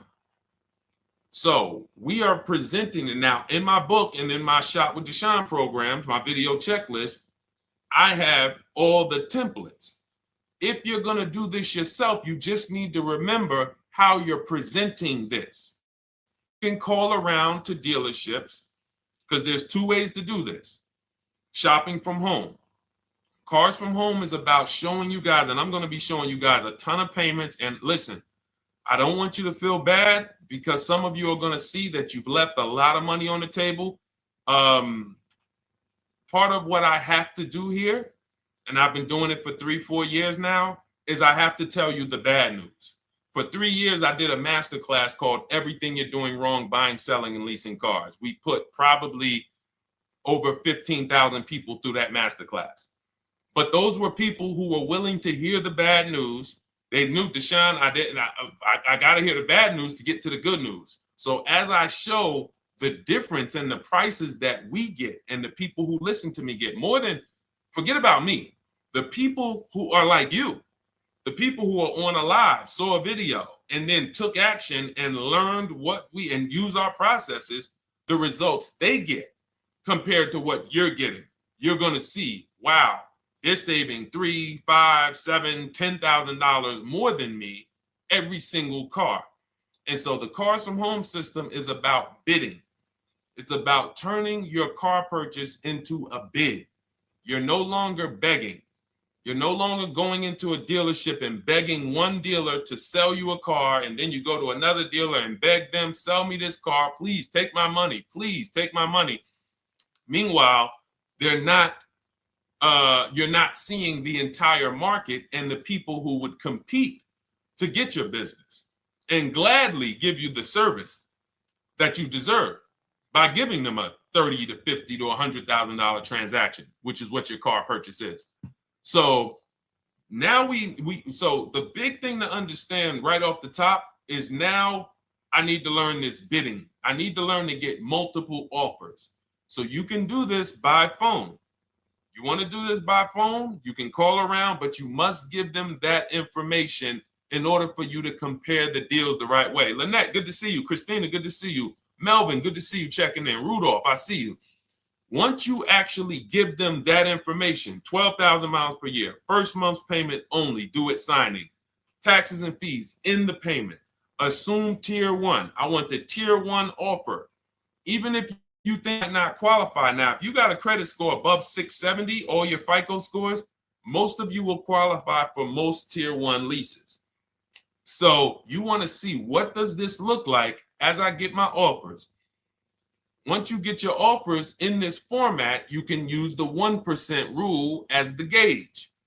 The 1% rule is been around for more than 20 years. Everyone who leases and who's savvy, we understood if your lease payment is 1% of the MSRP or less, you stole the car. That includes taxes, that includes fees. You're still in the car. So example, we're looking at a $30,000 car, Hyundai Sonata or a Hyundai Elantra, $30,000 car. When we shop all our offers, if that lease payment is $300 per month, with only $300 due at signing. In other words, I show up, here's $300. Good to see you, GDTV. Thank you for checking in on YouTube. Once I give you that $300, that's my payment for the next 35 months. So that's a very, very low percentage of the car you're paying. It's a 1% rule. Now, in order to get a 1% lease, you need a great lease program, which means the bank has to be supporting the car, rebates, incentives, and then you need the biggest discount, the dealer who's going to give you the biggest discount. Now, one of those we can control. One of them we can't. Which one can't we control? And for those of you who are new here, we don't play around here. But my people who are moving, and again, I'll show you, like a lot of people, we got a lot of people who've been following us, using our processes. They're locked in. They're not casually on a live here. We're not casually here talking. They are locked in. Like, boom, okay, I hear you. They're answering, they're typing, they're not, vacuuming in the kitchen and trying to hear. You can't do. We're talking about your second most expensive purchase of your life. It's going to be, you got to lock in. You got to challenge yourself to block out the distractions while we're on this stream, because this is your money. And if you don't take your money seriously, the car salesman will take your money seriously. Oh, I like that. Praise the Lord. God is good. You don't take your money seriously, the car salesman will take your money seriously. Man. So, all right, now somebody remind me the question I asked. I got so happy about that little catchphrase that I forgot who we were. So I know we were discussing, okay, we're talking about the 1% rule. So now, one of the things we can't control is the bank. We don't know what the lease payment, what the lease program is on a car. So when we shop cars, we are going to now look at multiple offers, and here's what you're going to see. Now, I'm going to show you an example of how we know or how we expose where the dealers are concerning pricing. Now, you can't see this on TikTok, but on YouTube, Instagram, Facebook, you guys can see this. I'm going to tell you guys about it. YouTube just doesn't let us do the same type of stream. But this is a particular Infiniti that we shop for. We have offers ranging, this is a $61,000 vehicle. We have offers ranging from $680 per month, which is a 1.1% lease. So a $61,000 car, $680 per month, that's 1.1%. We divide the monthly payment into the MSRP. Now, we can see here that there are some offers already from dealers that are almost $900, $889 per month. $889 per month, $873 per month. So now when we look and we say, whoa, how can we have two, like we have all these dealers have the exact same car, yet one of them is $200 per month higher than another dealer. Exactly. We call them the 80%. The 80%, even after back and forth, even after, hey, we'll take off some money. All right, we'll drop the payment $50 a month. Their offer is still so high. It's a horrible deal. Now, why would they offer this? And this is consistent. So I don't want y'all thinking, well, the dealers that I walk into, they're different, Deshone. They take off more money. It does not matter what you think. If you don't have the market reports, if you don't know how to get multiple offers so that you can see, we do this all around the country. We have students all around the country in Cars from Home. We have people we shop for. We have over 13,000 books sold now. Like, we have lots of data to prove this. 80% of dealers are going to be overpriced. This is another particular deal on a Toyota, a market report. And you guys can see that the out-the-door prices here, list price, $32,000. Out the door price with taxes and fees, $38,000. That means that dealer is charging all types of fees on top of their price. The $39,000 MSRP. Look at line number 3. $39,000. Out the door price is $41,000. We can see $39,000 out the door includes taxes, includes all the fees. So we can see that these out the door prices in the left, in the right column, are way higher than the MSRP, $35,798. Out the door price is $39,700. But look at the green. Look at the green. This is what we call, we found the dealer at this time who wanted to win the bid. They wanted to win the bid. They needed the car sold. This is a rotation. We don't say to them, wow, they won the bid one time, so they must win the bid all the time. No dealer can win the bid all the time, or they'll be out of business. But in this particular case, at this particular time, for this particular client, this dealer said, we're going to sell this car for that's $35,500, and out the door with taxes and all the fees, $34,994. That is a over $4,000 discount off this vehicle. When all the other dealers are, not only are they not giving you a discount, they're charging over list. And they might come and say, all right, we'll take off $500. We'll take off $1,000. We'll take off $1,500. They might start so high with you guys that you think, wow, they started up here and I talked them down. They took off $3,000 from me, but they already were $3,000 in fake fees, protection plans, and all of this padding, dealer adjustments, which is fake fees. So whenever they say, because the dealer gets a minimum of a 6% profit margin, from list to invoice, we have profit. From invoice to holdback to triple net, we have money. That's all the profit margin. On top of that, when we add a dealer adjustment, what we're saying is we're going to sell this car to someone who does not have the skills to find our competition. And they're going to come in, and if we got to take off $2,000 to make them think they won, this is what we're going to do. But what we do here, what people like Brian is going to do, look, just finalize my first ever lease using your system, 2025 Honda HRV, $30,000 vehicle, $395 a month payment. no money down. His initial quote was $434. He ended up using our calculator, which we have in our book and in our program. If we put all our offers into that calculator, it tells us what to counter. He gets that offer for $395. That's his deal. We look at somebody like Wendell. Look, thank you. It's the least I can say for your book, Cars from Home. We're still in the middle of the process. Just sold our car today, like 10 minutes ago, for 30% above value. Why? Because he got bids. Look, using the insights from your book. I've read the book multiple times and told many people about it because it's that good. It's so intuitive and insightful. We'll be moving to the next step soon, and I'll write again. So now you heard him say we're moving to the next step soon. Step 2 in my book is the equity assessment. That's when we get bids for the car we have.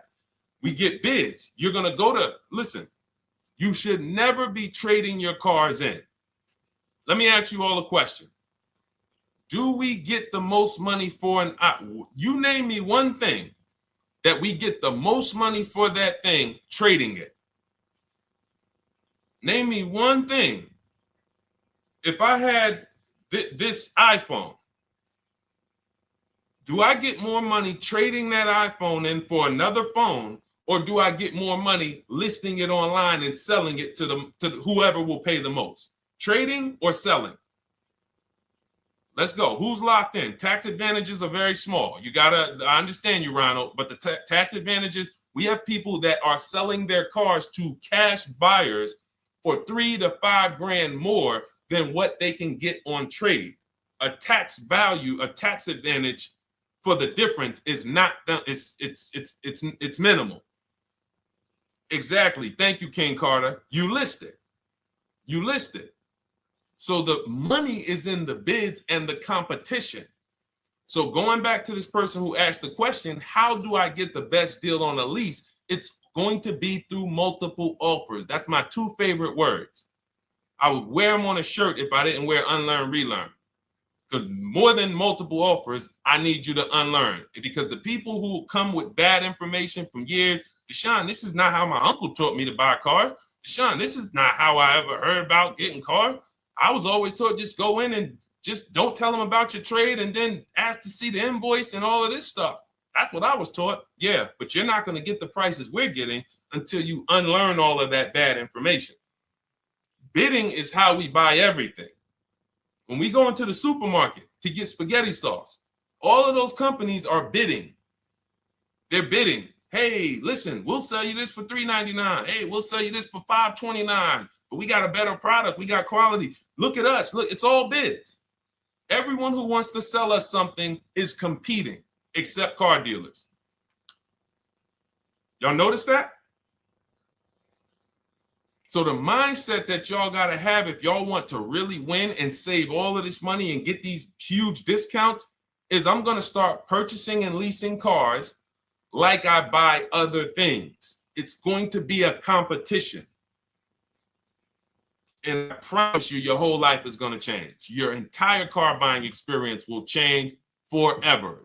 You will be sitting here just like my man Ken, graduated, $585 a month payment, no money down on his Nissan Murano Platinum, $50,000 vehicle. He's paying $585, no money down. $50,000 vehicle. How much would a $50,000 vehicle cost us on a loan if he purchased it? How much would a $50,000? Some of you know every $5,000 is how much per month. Let me see who's locked in. Who's locked in? Every $5,000 is how much per month on a loan. I see you, Daniel Thompson. Check in. Good to see you, Dane. Thank you for breaking it down with complete truth. Keeping eyes wide open to know what to exactly expect. There you go, Dane. Welcome. Glad to have you here. We do not play around when it comes to this. All I want you doing is winning with cars, in love with your deals every time you get a car. All right, nobody knows the 5,000. How much is every $5,000 on a car payment? Come on, y'all. These are principles we've been teaching. Thank you, Daniel. $100. Thank you. $100. So we always want to default to a 5-year loan. I'm going to tell you why. when you default to a 5-year loan, you're in a safe position. Now, defaulting to a 5-year loan means when I look at a $20,000 car, I'm thinking $400 per month. 5-year loan, every $5,000 is $100 per month. If worst case scenario, I'm trying to get a little bit more car, then I'll go to a 6-year loan, but that's the max. I'm not going past a 6-year loan on a car. That's like going to a 40-year mortgage on a house. They're available. It's not a good idea. So when we look at these, you say to yourself, wow, a $50,000 car, that should cost him, if he did no, remember, this is a no money down deal. We're just looking at how much money we're putting in these cars. That car would cost him about $1,000 a month if he purchased it, 5-year loan, no money down. Which is why when people purchase their cars, what do they typically do? Come up with a ton of money, 10 grand, 15 grand, 20 grand, because they're going to pay into that car to try to lower that payment, because that payment. But some of us who don't have the down payment, we're financing most or all of the car. But here's the thing. I don't want you to feel bad if you're one of those people who's like, Deshone, I really don't be having those down payments of 10 grand, 15 grand, but I want to drive something quality. Exactly, I hear you. Here's the bad part about the people who are putting 15 grand down on their cars, but they're breaking the 8-year rule. This is what we call in Cars from Home and everything I teach, the most important question is how many years are you going to keep this next car? If it's not 8, then we don't purchase those cars, because here's what happens with people who go into their bank account, slap $15,000 down in a car, and don't keep the cars 8 years. And if anybody's willing to be honest, they will confirm this right here on the stream. When they go to replace that car in 3 years or 4 years, they literally have a little bit of equity. Maybe they're just breaking even. They're not getting that 15 grand back. It's gone. It's gone. Anyone who puts 10 grand down on a car and then comes back in 3 years, 4 years, all right, I had the car 4 years, 5, listen, I'm going to switch this thing up. They still have a payment. They are barely breaking even. Meanwhile, their payment was 400 or 500, almost double what it would have been if they leased a car, got a below market lease, and they drove a car, no warranty after 3 years, they're driving an inferior product. So if it sounds like I'm here to destroy people from purchasing who are not keeping their cars long-term, that is the goal. Because as long as you are buying cars that you're not keeping 8 years and you buy them, you turn around and you replace them, you are going to continue to spend way more money than people getting below market leases like Ken and like a lot of other people I'm going to show you on the stream. Lots of other people. Look, dealer American Senior Benefits Plan. He's enrolled with us under his company name. Dealer MSRP on this car was $36,300. 2025 Kia Sport X line. MSR, boom, boom, 561. Monthly payment is $400. Use the system back and forth. Got $400 a month on a 2025 $36,000 car. Once we put our taxes and fees in that would be a $700+ payment. $700 payment. He's paying $400. And y'all wonder why people are losing cars. $300 more per month to drive the same car? It's ridiculous. Imagine somebody like you, when you learn, now you're pulling up. I'm going to tell y'all one more story, and then we'll go into some more questions, because you might not remember what I'm saying. So those of you who have the book, you got this for the rest of your life. But you will remember, hopefully, a story. I'll tell you about my neighbor. So my neighbor finds out that I'm into this car business and that I educate. And he said, hey, Deshone, I was watching some of your videos and I come across this 8-year rule that you teach. And his wife had actually had a Kia Telluride. Popular vehicles, probably been one of the most popular SUVs, that the Palisade, since 2007, 2019. Super popular vehicles. People were charging $5,000 over sticker for them during the pandemic. People were paying it. We were getting them at discounts. Now, his wife totals the truck. She has an accident, totals the truck. She's fine. Truck is totaled. He was financing it. He said, Deshone, I see this 8-year rule thing, man, and I don't keep my cars 8 years. I said, okay. He said, so I'm thinking I should, like, you're saying I should be shopping for a lease on my next one. I said, exactly. I said, make sure you get multiple offers, because if you just walk in and say, hey, work me up a lease, they'll give you the same payment you had on the purchase. And then they'll tell you something ridiculous that they want you to believe, like, hey, the lease is the same price as the purchase, so you might as well just purchase it. And people believe this stuff. Now, I said, you get multiple offers, stay at home. He calls me, he says, Deshone, I got the new version of the Telluride, new. I'm paying $479 a month. He's $497, and then he said, I think he put down like $1,000, bring it down to $479. $497. He was just paying $800. Do you think anyone can tell him anything about leasing? He's pulling up in the same exact truck. In fact, the newer version. He knows he wasn't going to keep the car long term anyway. He's not going to pay it off and then keep the car and have a paid off Kia Telluride for 10 years. That's not what he does. He keeps them 3 years, 5 years, 7 years, and then he replaces them. So why is he paying $800 a month for years, no warranty, when he could be driving brand new ones for $497 a month, problem free?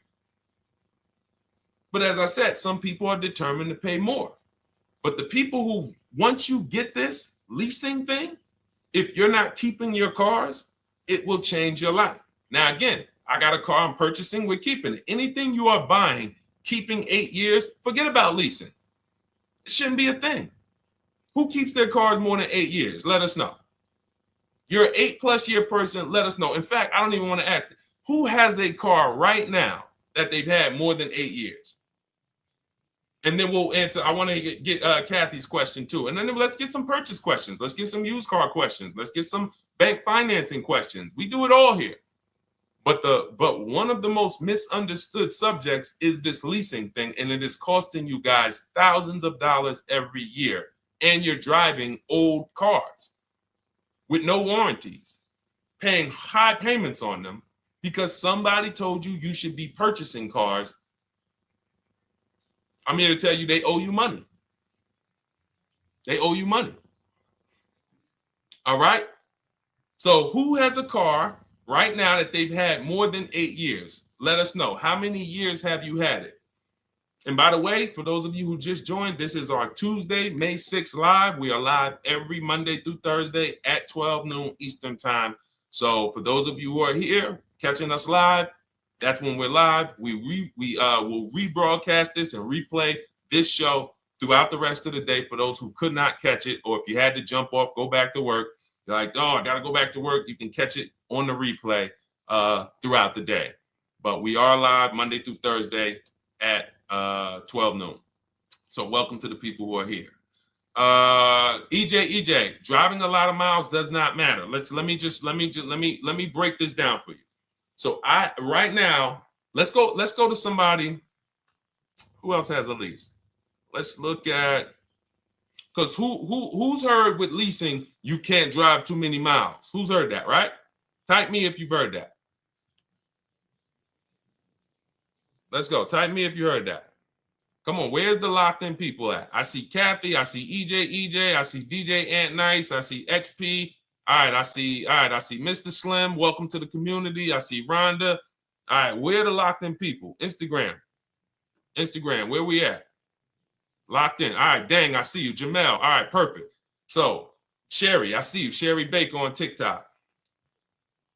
So you've heard, oh, you can't drive a lot of miles with a lease. Let's be clear here. You choose the mileage on your lease. It's not selected for you. In fact, the only time it is selected for you is if you don't realize you choose it. That's the only time they're going to choose your mileage for you. If you go in and you do something like, hey, work me up a lease deal, they're probably going to work you up a 10,000 mile a year lease deal. And they're probably going to say, hey, you need $3,000 down, and this is going to be your payment. And next thing you know, it's a high lease, and it's just terrible. Happens all the time. We tell people how to quote us. First payment due at signing, taxes and fees in the payment. So now let's look at a lease, and let me show you what it would look like. So this is Val Boss Lady.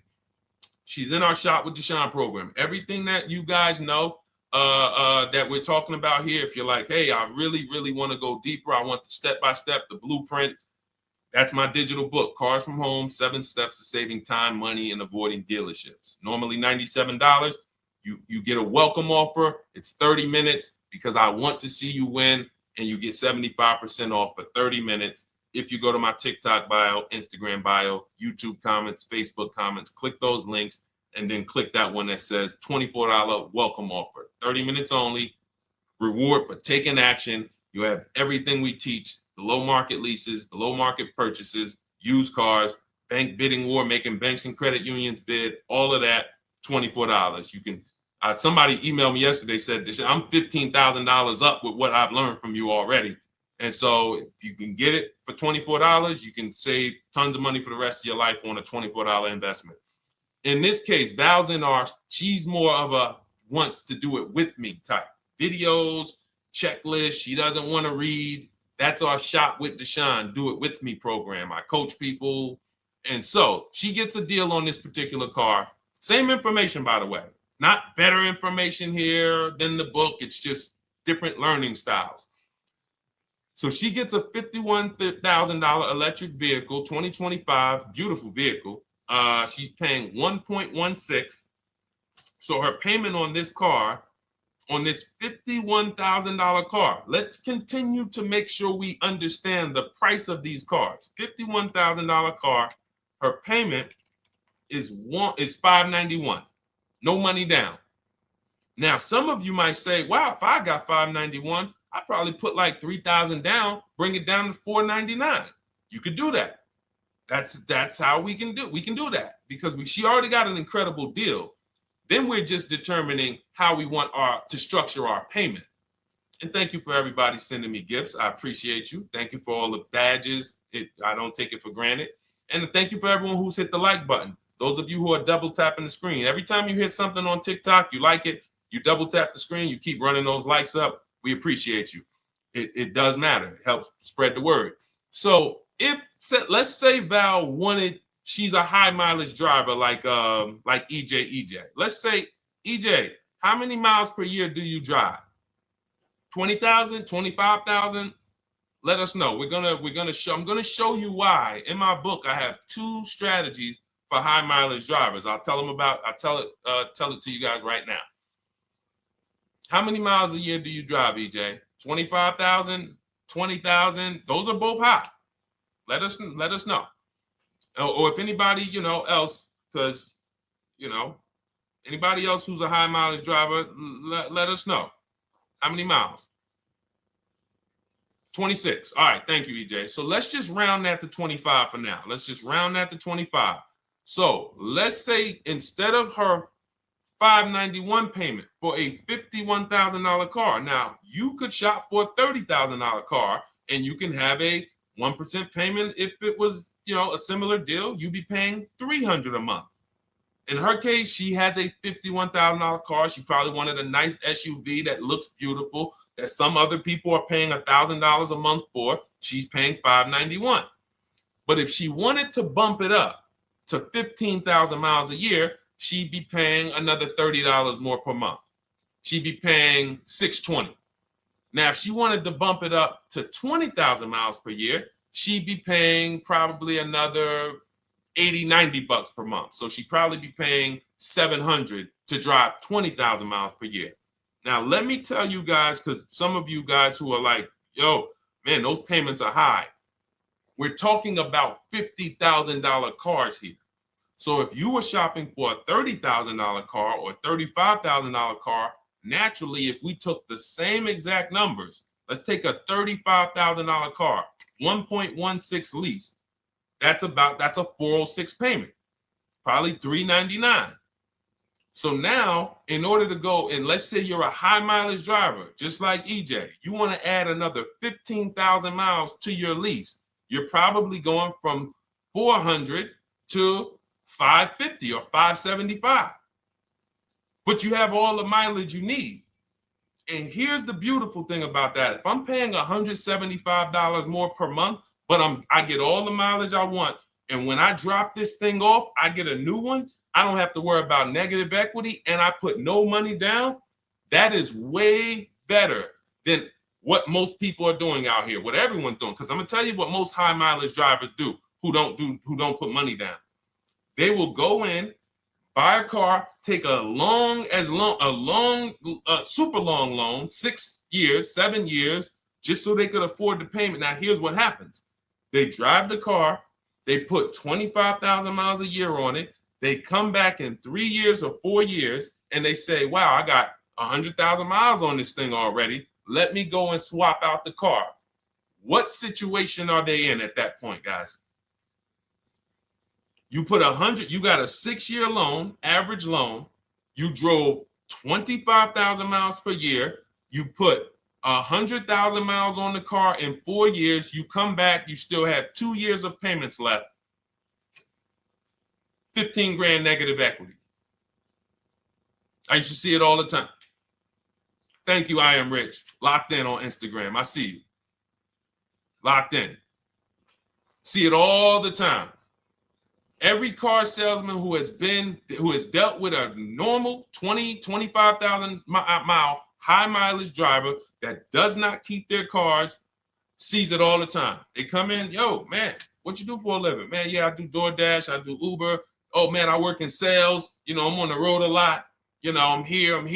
You know, all right, I want to replace this thing. I got like 110,000 on it. Okay, you still got a loan on it? Yeah. All right, we already know you got negative equity. Then we appraise the car. All right, the car's worth like 7,000. How much you owe? Man, you owe 19,000. All right, well, what can I do? Can you get me into something? Roll that loss all the way over. On top of that, you finance the car, so your payment is high. You finance the whole car, so you're paying a high payment compared to if you had leased, just literally shop for your leases, added your miles to the lease that you needed. You're paying $175 more per month. You got a brand new car. And I'm going to tell you, I did not make this up. I learned this from someone.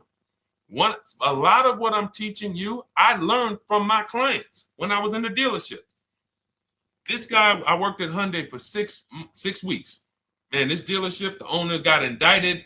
I got out of there. Way before the owner got indicted. It just had straight up highway vibes, like the worst you could ever imagine. As I was in there for 6 weeks, I was a manager. I enjoyed being a manager. We did a lot of deals in my department in 6 weeks. But I said, I am out of this place. Anyway. But I learned something very valuable there. We had a client a customer was returning his lease on his Hyundai Sonata. Guy comes and I'm grounding the lease. I'm doing the paperwork for him. He has 72,000 miles on the car. 72,000 miles. I said, how the heck? I said, you lease this? He said, yeah, I always lease. That's all I do. He said, I used to buy my cars every single time I came.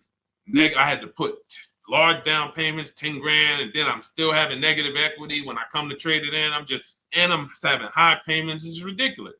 I looked at his payment, and let's say the average payment for a good deal on a Sonata at that time was $300, $325, whatever it was. He was only paying like $550. He was only paying like $150, $175 more per month. He had a 25,000 mile a year lease. And that's what he did. I drive these cars. I'm on the road. Boom, boom, boom. I change my tires. I do my maintenance. 3 years. It's a fixed cost.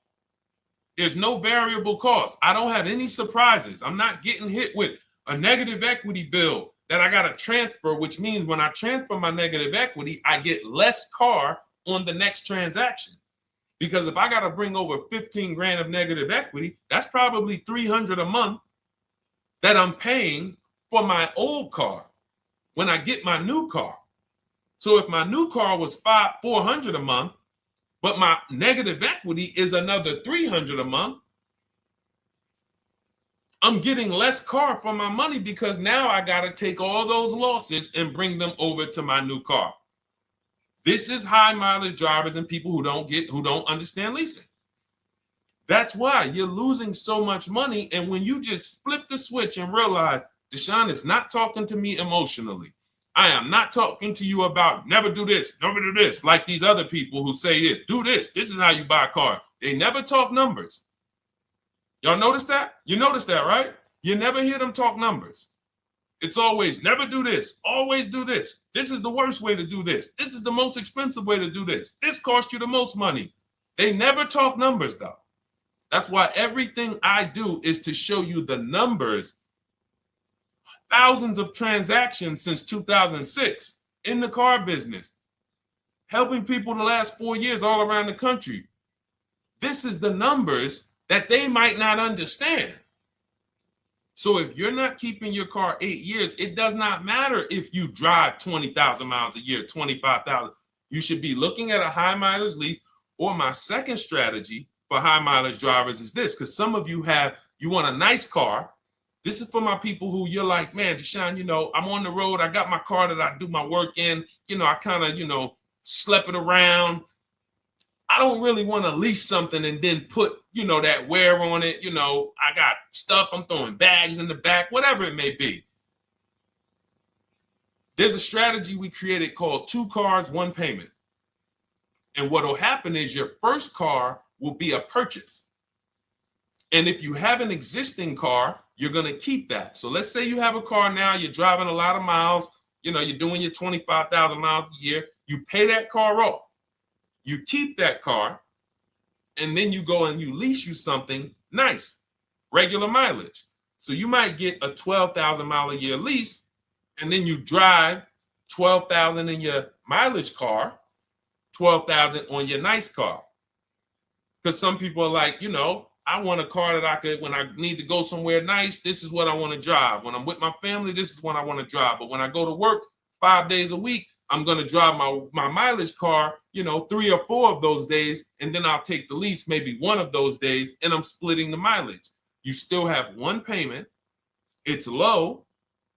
And then every couple years, you replace the mileage car or you replace the lease car, and depending on when the lease is up. But you want to keep that, and that mileage car should be something that will last. Ideally, something that you can get 200, 300,000 miles a year out of that car. Because that's what that car is there for. Man, I'm hopping in this thing, man. Oh, transmission went out at 170,000 miles. Go get you a rebuilt transmission. Boom, boom, drop it in there for $2 grand. Get another 80,000 miles out of that car, but you still got your lease car, and you're just splitting the mileage. Both of those are short-term strategies for high mileage drivers. That is not for long-term people. If you're a long-term person, I keep my cars 8+ years. Forget about leasing. You should just be finding the best deal, below market purchase, keep the car, something you can keep for 8+ years. You can put 30,000 miles a year on a car 8 years in a row. If you get the right car, and in 8 years, you got 240,000 miles, and then you replace it. Forget about leasing. This is only for you guys not keeping your cars 8 years. You're getting killed on depreciation. You're paying tons of money. This is you are the people who should be leasing. Okay? So everything we're talking about this is the Cars from Home system. We teach this. I'm not freestyling this. This is in my book, digital book, Cars from Home, 7 Steps to Saving Time, Money, and Avoiding Dealerships. We have two strategies for high mileage short-term drivers, 1 strategy for high mileage long-term drivers. And so if you want your copy, you can get it for 75% off. That's our welcome offer to you. As a 30 minutes. Welcome. Thanks for being here. I want to reward you. If you want everything we teach in a step-by-step way, go grab your digital copy. It's in my TikTok bio. It's in my Instagram bio. Click those links. We also got a link in the YouTube comments and the Facebook comments. Grab your copy and make sure as soon as you purchase, screenshot the thank you page. You're going to see thank you for your purchase. screenshot this page because it has my support team's email on there. And then there's a link for you to open the book right there. You can save it right to your computer or right to your phone. Okay. But and we also have a special for those of you who are like Deshone. What about that, video checklist and coaching program?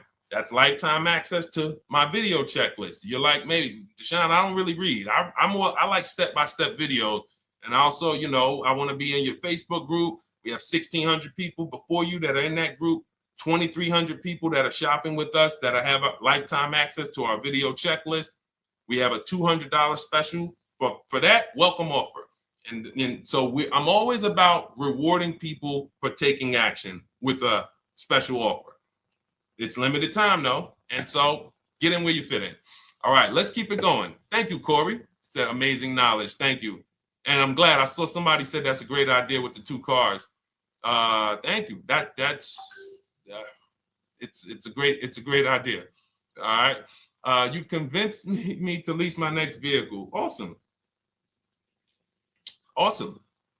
Does your service shop for lease terms on the car? Absolutely. If you qualify for done for you, that means you just want to relax. That means we only shop for new cars and leases for people, new purchases and leases. And you have to have a FICO score over 670. But yes, here is a market report that we prepared for a client. Let me put on Do Not Disturb. Here's a market report we prepared for a client. Okay, so I showed you that that's an affinity. We didn't even finish that. We had just started for this client. But this is, do I have one here? No. Do I have a lease market report here? Yeah, right here. So that's an example of what a Kia, this is a particular Kia lease where their best offer was a 1.27 offer. Now, here's how you know you found the bottom of the market. And again, whether you're using the book or whether you're calling around, again, you can call around to do this. The key is not going into dealerships. You cannot do this going in. Once you get your offers, you know you found the bottom when your best offer is between $150 to $200 less per month than your worst offer. And if you're purchasing, you should see a spread of between $3,000 and $5,000 minimum between your best offer and your worst offer. That's when you know you've shopped correctly. Because until you find the 80% dealers, you have not shopped correctly. If you're like Deshone, these prices still seem close. You have not found, you're talking to the 80%. You haven't found the 20% yet. Because the 20% is going to be that $3,000 to $5,000 less than the 80%. That is just the numbers. That's the way it works. So yes, so when some cars you're going to see that the lease program won't allow for a 1.1% lease. The best offer, like, we've shopped Hyundai Palisades for years. And I got my dad one back in November. And his best offer is like around 1.3, 1.28. That's the best I've ever seen on a Palisade. I've never seen a 1.1 on a Palisade. I've had people in our Charles. Some of you know I posted pictures of him when he got his Palisade last year. We clear out the old pictures because we got a bunch of new people with 2025. So we're not going to sit here and talk about 2024s anymore. We got Ken, we got Melissa, we got Sheree, we got a bunch of new people, just Ralph. We're not going to, but I do remember posting Charles who got his Palisade and he's like, he shopped, used the system, got his multiple offers. Best deal was 1.3. So that's where it comes in at because of the lease program. That dealer is already taken off to win the bid, probably taking off $5-6 grand. But if they don't have more rebates and more incentives and a better, then it's not going to lead to a 1% lease. So the 1% leases come from major incentives. Maybe sometimes they have too many of the vehicles. They want to move them. Lots of bank support. But what I tell you is you should be looking for between 1.25 and 1.5. That's how you should budget for a lease, between 1.25 and 1.5. That's a great deal. And if it has a really aggressive lease program, once you get your bids, you're going to see it fall under the 1.25. You see it fall into 1.1, 1.2. but we don't know what the lease program will be until after we shop for that vehicle. Okay? So yes, absolutely. It's an empowering way to shop. It's also fun because you can see, man, I'm not begging anymore. Like these people are like, please do business with me. Please do business with me. And then you start to feel bad for everybody who's still in those dealerships doing it the old way because they're talking to the 80%. There's no way they can win. They don't even know there is an 80% to realize that's who they're talking to. So when the dealer says, all right, I'll take off $4,000, they're like, wow, I won. Man, the dealer took off $4,000. But if they saw the whole market, they would understand that that dealer actually is overpriced by $7,000, $10,000. So taking off the $4,000 means nothing. It's just sad. It's a sad thing. And that's why I spend my time trying to convert you guys from negotiating one-to-one to getting multiple offers so that you can see for yourself. All right. Thank you, Julie, name Richardson. Thank you for sharing. XP got the number 2 gifted badge. Forgive me because I don't really know what that means, but I just know that's what it's saying. So I appreciate it. Thank you, Corey22. Sherry Baker, thank you so much. Number 1 gifted badge. All right, let's go to some more questions. We got some more questions. Dolan, I'm sure you got a lot of them. And what I'm going to do for the rest of the broadcast is just try to do rapid fire questions and answers. Okay. And if you guys want me to go deeper on any particular subject, then just feel free to say, hey, could you go deeper on that? How do you get a car loan with bad credit? Well, we have a resource. It's not our company. We have nothing to do with them. But we always try to stay up to speed on who's financing people with bad credit, because the goal is you don't want a dealer controlling your financing. Somebody just came up to me. He's a neighbor. He's like, aren't you in the car business? I said, well, yes and no. He's like, well, listen, I got a connected Acura. Anybody you send me, they get anybody approved, I'll give you $1,000. I said, okay, cool. Thanks for the information. For them to give me $1,000 just for sending the customer, and he's also a middleman, he's not a salesman, how much money are they making on the customers? If they're going to give me $1,000 just for sending someone with bad credit to them, how much are they making on the deal? Arms Reach, congratulations. Just got my book. You use it when, please send me your email testimonial. Well, as you use it, just as you do your equity assess, everything, email me. Congratulations. How much are they making? We can imagine, right? If they're giving me $1,000 just for bringing them the customer. So this is what happens when you let the dealership control the loan. Because why do we separate? All right, I'm going to break something down I call the 3 pillars of great car deals. Three pillars. You can't get a great car deal without maximizing each pillar. And some of y'all that have been with us for 3 years, y'all already know the 3 pillars. First, who you buy your car from. Second, who you get your loan from. Third, who you sell your old car to. That's 3 separate transactions. The car business has trained you guys to give them all 3. All 3. The car business has trained you guys to give them 3 transactions. Anytime you purchase the car, who's done this? Be honest. Purchased the car from a dealership, sold them your old car, in which case you call it a trade, and they got you your loan. Who's done this? 3 transactions in one. Why do we know these are 3 transactions? One, there's competition. People want to buy your car. It's okay, Corey. That's that. Thank you for being honest. That's how we change. The reason why we know that these are 3 transactions because there's people who want to compete in every one of them. There are people who want to buy your car.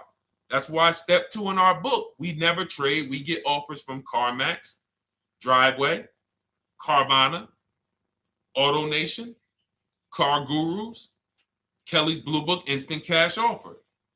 It's a bid. We just had someone sell their lease. Miss Hickman, she sold her lease, made $4,700 selling her lease. CarMax won the bid. Drove the car for 3 years, had equity. She dropped her lease off. They gave her $4,700. Won the bid. That's one pillar. Second, who I'm going to get my loan from if I'm getting a loan. Those of you who are paying cash or leasing, this is not a pillar. But we need to bid out our loan. We had a great talk yesterday on our show yesterday where I asked, who do you guys get your loans from? Most people said the bank, the credit union, the dealership. One person said the right answer, whoever gives me the best APR. That's the right answer. And then we have who we buy our car from. There's banks and credit unions that want to compete for our loan. There's multiple dealers who want to compete to sell us a car. So we can't get a great deal until we have bid out each pillar. And that's why when we have bad credit, if we let the dealer now control, this dealer has a car. We didn't bid out that car to find out, is it a great price? Now they're also giving me the loan and they're charging me 25%. We didn't bid that out to see, is that the best loan I could get, even with my bad credit? Is that the best loan I can get? So the key, what you want to do first, if you have bad credit, is I'm online looking for anyone who will finance me with bad credit separate from the dealer. I'm not going to Carvana.com and saying, hey, you can get a car with us you can get a loan with us as long as you buy a car from us. You're mixing the transactions. You're taking away my ability to get bids. I'm finding someone you should check out. There's a resource. Oh my goodness, what's the name of the company? It's in my book, but I want to give it to you. Goodness, it's slipping my mind right now. Send me an email or a DM, because here's the thing. If you use just that part and get the loan funded, but you don't know how to bid out everything else and structure your transactions, and are you keeping the car 8 years? Because if you're not keeping the car 8 years and you're like, Deshone, I hear you talking about leasing. I'm not keeping my car 8 years, but my credit's not good. The only purpose, if you telling me that I could be driving brand new cars for cents on the dollar, but I don't qualify right now, this car that I'm going to get is to set me up. So I'm not going to get a $30,000 car. I'm going to get me a $12,000 car, $10,000 car, the cheapest car I can get a loan on, so I can establish a payment history.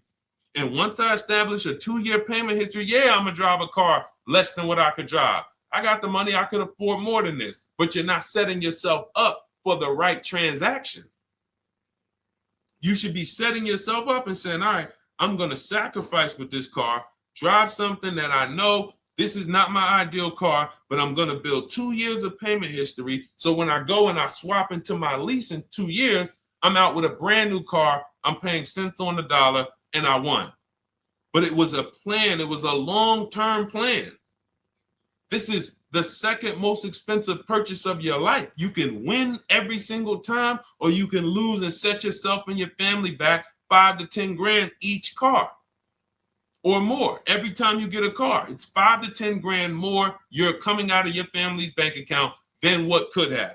Then you got the car breaking down. Now you got tow trucks, all because you don't have an actual plan you're rolling out.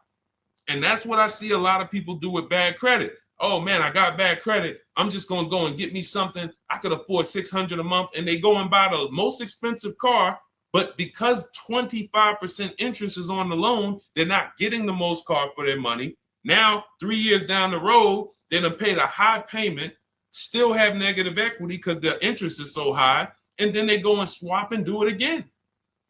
And because the payment's so high and the car is older, because they want something fancy, but they really can't get that because, again, the interest is high. That's eating into their budget. Now they're going 3 years down the road. They missed 3 payments. They were late 3 times, so they're no closer to leasing.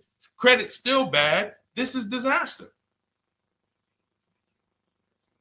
So if you're a long-term person, I break it down for you guys into two groups of people: long-term, short-term. Long-term high mileage driver, short-term high mileage driver, different plan. Long-term bad credit person, short-term bad credit person, different plan. If I'm a long-term person with bad credit, here's what I'm doing: finding the absolute best car I could find, getting bids, either new cars or used cars. We got the strategies for both. You can use the marketplaces, cars.com, Car Auto Trader. We got a whole strategy for how we find used cars, but you find that car, you pay your loan of 20%, 19%, 18%, if that's the best you can get. Because here's what you're going to do. In 2 years, you're not swapping into a lease. In 2 years, you've established a payment history, you fixed your credit, and now what are we going to do? You got a quality car. You're not thinking about trading it. You're not thinking about replacing it. You're like, man, this is my car. It's a great car. I'm just paying daggone 20% interest. What do I do now after 2 years? Now that my credit is good because I got a quality car, dependable car, I'm focused on fixing my credit over 2 years. What am I going to do after 2 years? Anybody?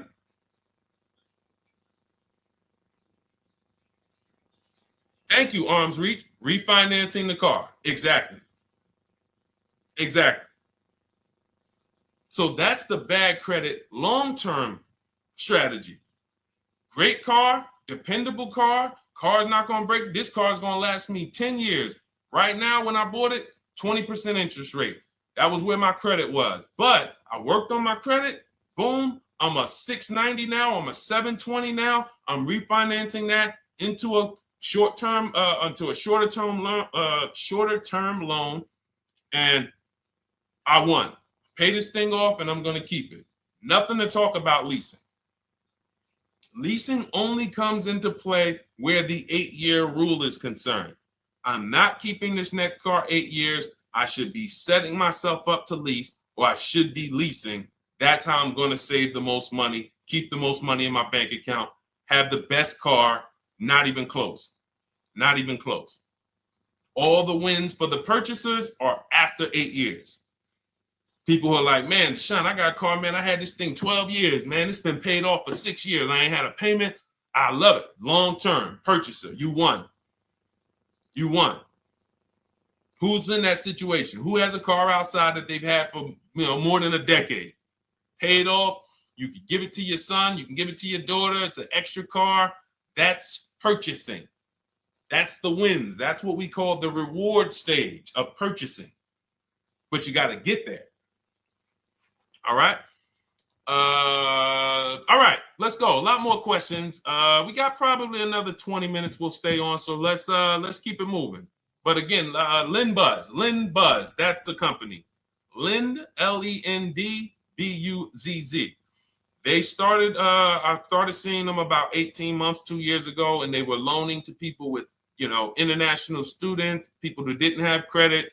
You want to try to find a place that will fund you independent of the dealership. That is what your goal is at all times. Independent of the dealership. Here, you qualify based on your income and your credit. You qualify for $18,000. Go find a car now. That is what you want.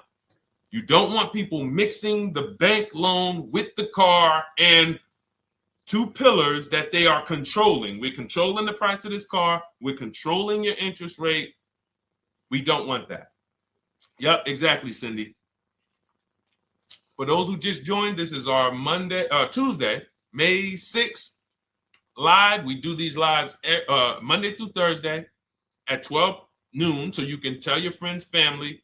We wanted to now come up with a constant and consistent time where I can meet with you guys. If you don't have, if you can't stay the whole broadcast, we will replay these throughout the day because sometimes people got to jet back to work. They're watching us on the lunch break. You can catch up on the whole rest of the show throughout the day, all the way up until tomorrow, and then over the weekend, we'll play a whole compilation of all the shows for people who really want to dig in and hear all the questions that we answered throughout the week on, Monday through Thursday. But if you want to join us live, set your calendar, set an alarm, meet us on any channel. We're on TikTok, Instagram, Facebook, and YouTube on the Deshone the Auto Advisor channels, 12 noon, Monday through Thursday. All right. Let's go. Next question, Dolan. All right. What are your thoughts on purchasing used versus new? It's a great question, Kathy. For me, it's a matter of budget and values. It's only a matter of values if you can afford both. So if you can get everything you want in a new car for your budget, everything you want, everything that you need, and you can afford it in a new car, you have the option to choose both.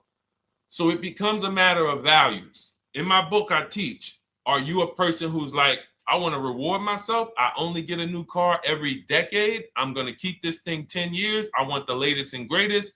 Therefore, I'm going to shop and get the best offer, get me a below market purchase.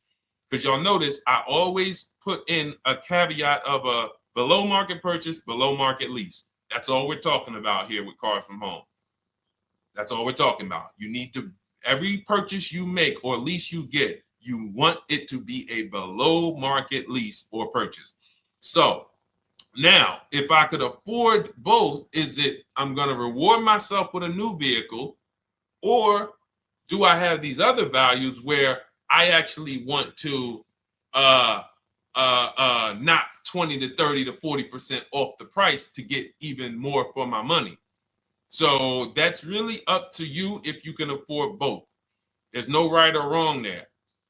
It's a matter of, like I said, the values. Now, some of you once you look at your budget, I have a tool in my book and in our video checklist, the coaching program called the Perfect Budget Calculator. We invented this. So it's not on Google. You'll hear a lot of the stuff, almost nothing we teach. You're like, if you ever go to look for it, the 8-year rule. No one talks about it. We created it. This is our intellectual property that we created to teach you guys to create these boundaries, the rule of 72 and the 10th birthday, 1.5% rule for overpaying for leases. These are all things that are absolutely proprietary to Cars from Home. But one of them is this Perfect Budget Calculator. Sometimes when we're factoring budgets with most calculators, they don't include fees that we know dealers have. And I'm talking about legitimate fees, tax, documentation fee, motor vehicles. So we're putting our budgets together, but we always get caught out there. Who's had that happen? You got it all figured out. You get to the dealership, you bought the car, and they're like, well, what are you going to do with the fees? Because you got $3,000 in taxes and fees. And you're like, whoa, where'd that come from? Sometimes they're lying and sometimes it's legit. But none of these calculators factor in the fees and everything like that. So we created this Perfect Budget Calculator that does. But here's the thing. Once you find out what your budget is, even if you're budgeting with a normal calculator, just add a couple thousand to account for the taxes and the fees. But you might see, I can't get everything I want in a new car for this budget. Everything I need, I can't get for this $24,000, in which case I need to go and look for a pre-owned one. So that's why I said, in reference to your question, Kathy, what are my thoughts on purchasing used versus new? It's a matter of values and budget. Budget first, because budget will determine if you can afford both and get what you want. But if you can afford both and get what you want, then it's a matter of values. Okay?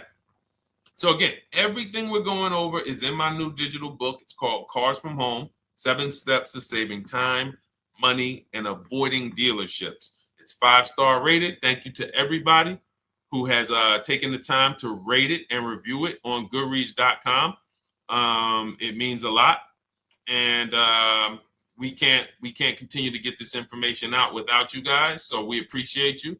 And you can get your copy instead of $97, you can get your copy for $24 as part of our welcome offer. So that's 75% off.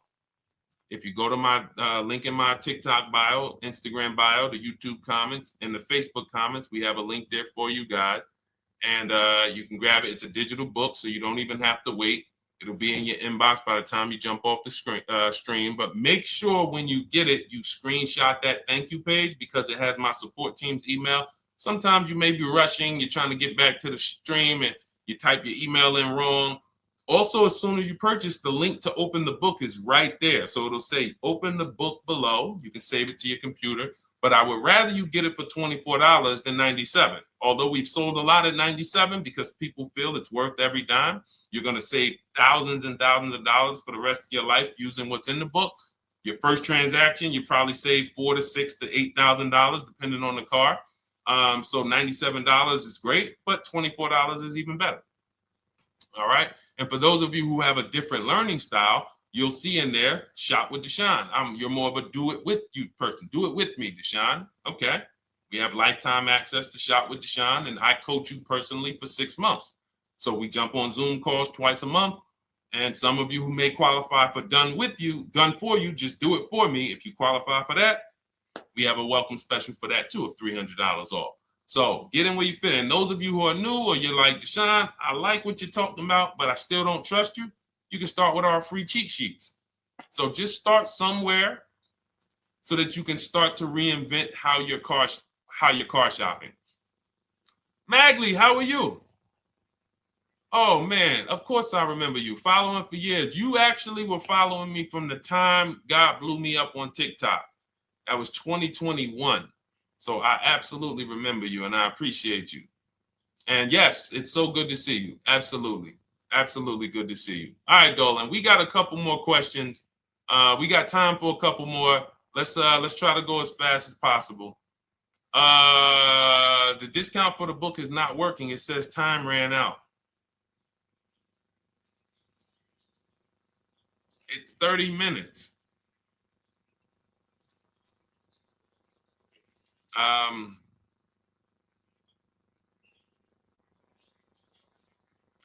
don't know. I don't know. Y'all help me out. I don't know what to do with that. I'm sorry. If the welcome offer for $24 was not really 30 minutes, then that means I'm just lying to you. You know what I mean? I'm just like, oh yeah, it's 30 minutes, but come back in 2 hours and it'll still be, you know what I mean? It's, start with the cheat sheets. You know what I'm saying? Like start with the cheat sheets. Get yourself your free cheat sheets, and start there. And when you feel better about working with us in some capacity, you go to the next step. Start with the free cheat sheets. All right, let's go, Dolan. So I'm a new driver. Should I be looking to be an 8-year person or a lease person? Well, I'll tell you this. I got 3 young adults. 2 my daughter, my daughter who's 18, my niece who's 20, and then a young man that I, basically like a son to me who's in the Navy and he's 21. Well, he'll be 21 this year. So he's 20. Now, they all called me in the last 3 months because my daughter's getting her license. My daughter didn't call me. She's getting her license in the next, in June. And we've all talked about this. How should I get this car? Now, my situation when I was 22, I'd already bought a $500 Mitsubishi Eclipse. Transmission went out on me probably after 6 months. And then I bought a buy here, pay here car. This is before I got into the car business. I got into the car business, I was 22, working for Pontiac GMC Buick. So I get this buy here, pay here car. It was a quality Chevrolet Cavalier.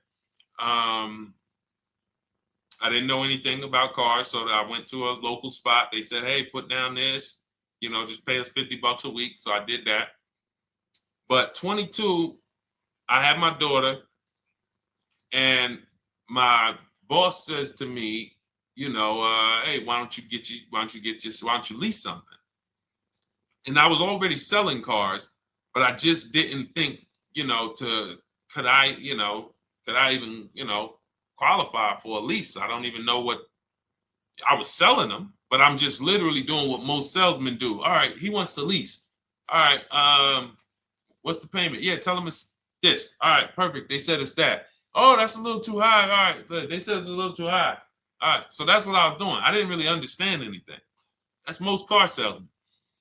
So I end up getting a Pontiac G6. I'm 22. I paid $256 a month. Now, it would have been less, but I didn't get a tier 1 approval because I didn't have, I think my credit was like mid sixes at that point. And you know, you really want to be over 670 to get most of the tier 1 approvals. But it would only raise my payment maybe 25 bucks. Wasn't a lot.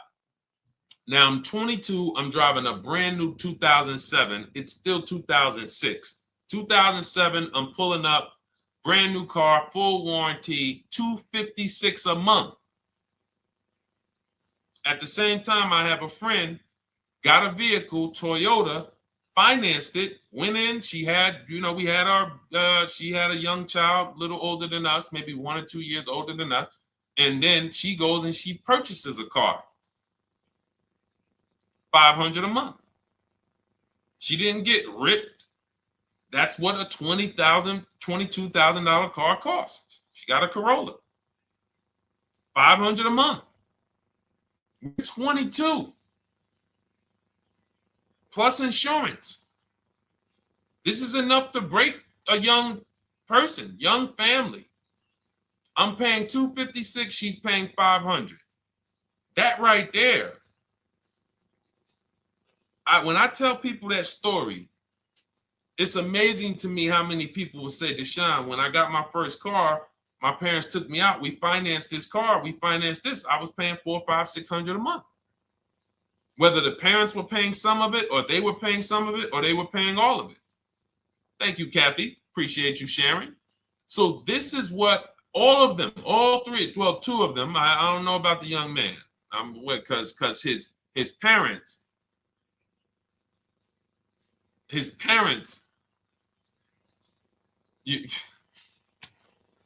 I'm not going to override your parents. And if your parents tell you that they think you should buy a used car or buy a good, then okay.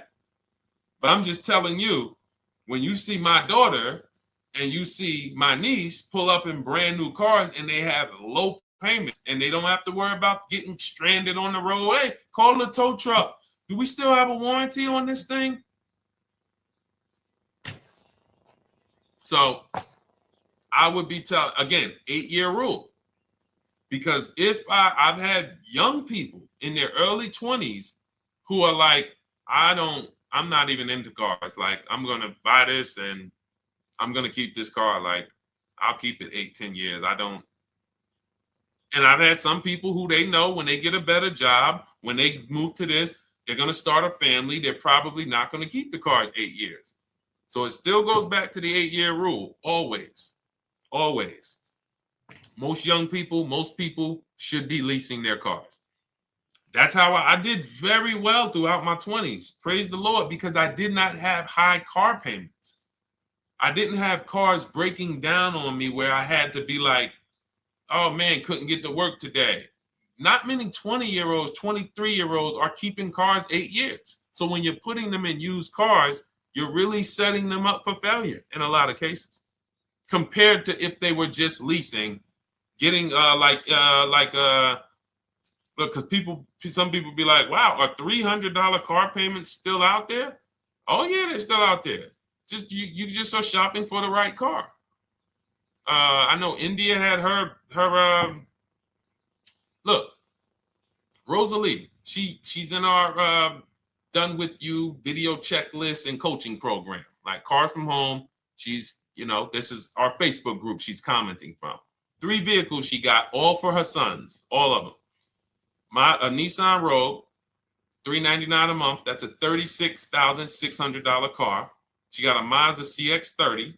That's a $28,200 car. Payments $339 a month. $339 a month. And then she got a Mazda CX-50 for her other son, $40,000. On top, we haven't even talked about the equity and leases and selling leases and, you know, really maximize her equity, because she said she got $6,700 selling 2 of the old leases. $6,700. Drove the cars for 3 years, had equity, bid it out, sold 2 of them, $6,700. You're probably like, Deshone, I didn't even know you could sell a lease. My question is, how much has that cost you? So when you're looking at investing in anything we're doing, be it my book, be it Shop with Deshone, our video checklist and coaching, be it our Done For You program. One thing that we do covers everything. Your first deal, if you're moving, you're gonna be like, shoot, I got everything I just invested back times 10. That's what we hold ourselves accountable to. Just her equity alone, she made $6,700 selling 2 cars. Didn't even know I could sell leases, and I just put $6,700 in my pocket selling 2 leases. Whoa. So $300 payments. Those would be perfect cars for young people. $339, that's with no money down. Imagine if she wanted to put another $2,500 down, bring the payment down to, $275. This is the way to be moving. And those of you who are getting this, are you getting this? If you're getting this, type some dollar signs. Who's getting this? Who's getting this? Type dollar signs in the chat. Who's getting it? Let's go. Who's locked in? All right. I see you, Mario. I see you, Dane. I see you, Terry Carter. I see you. Who's getting this? Who else is getting it? Who else is locked in?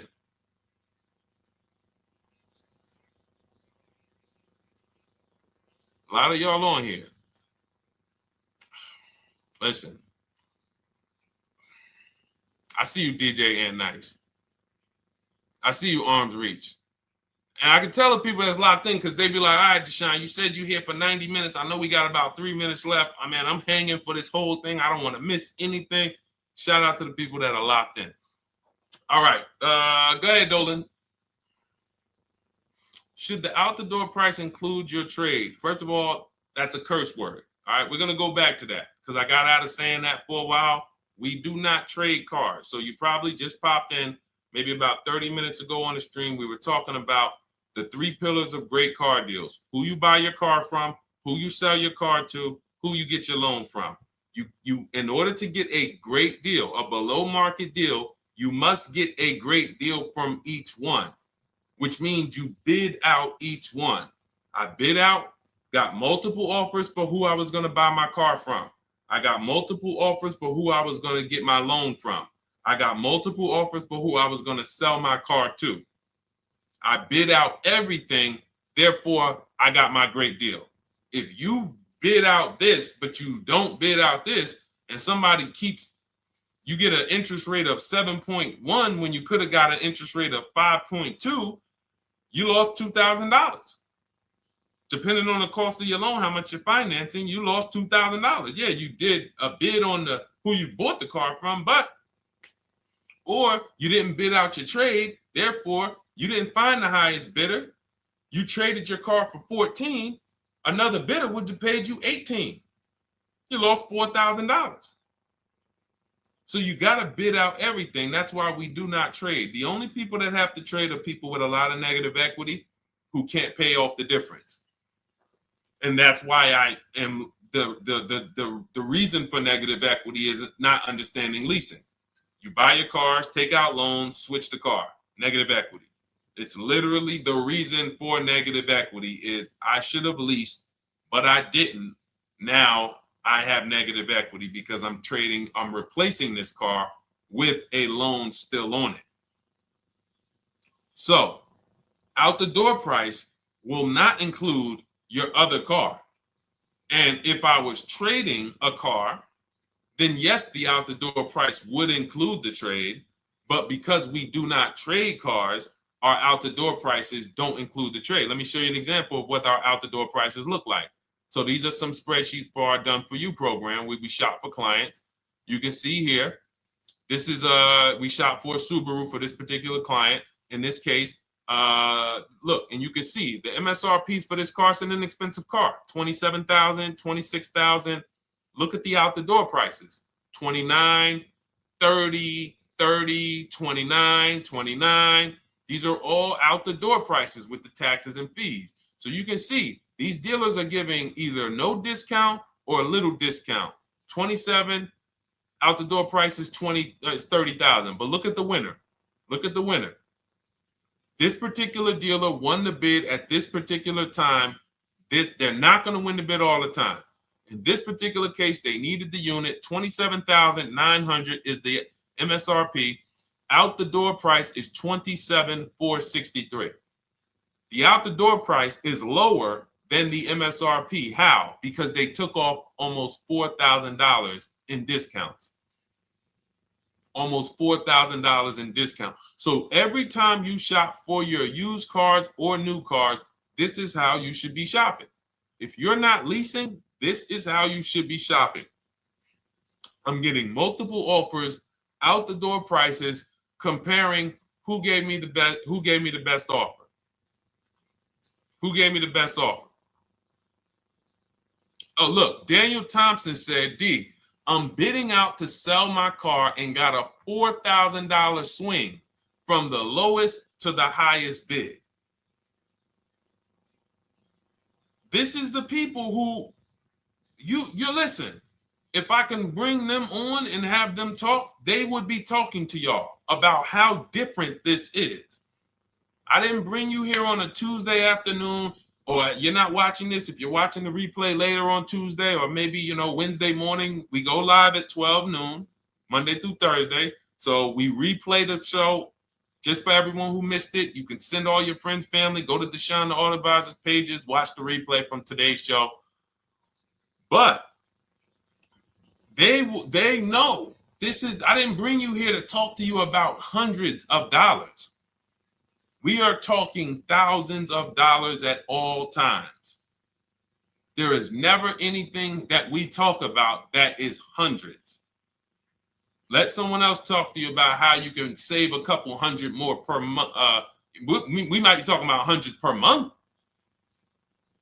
That might be the only time we're talking about hundreds, $200 per month. But other than that, which equals thousands.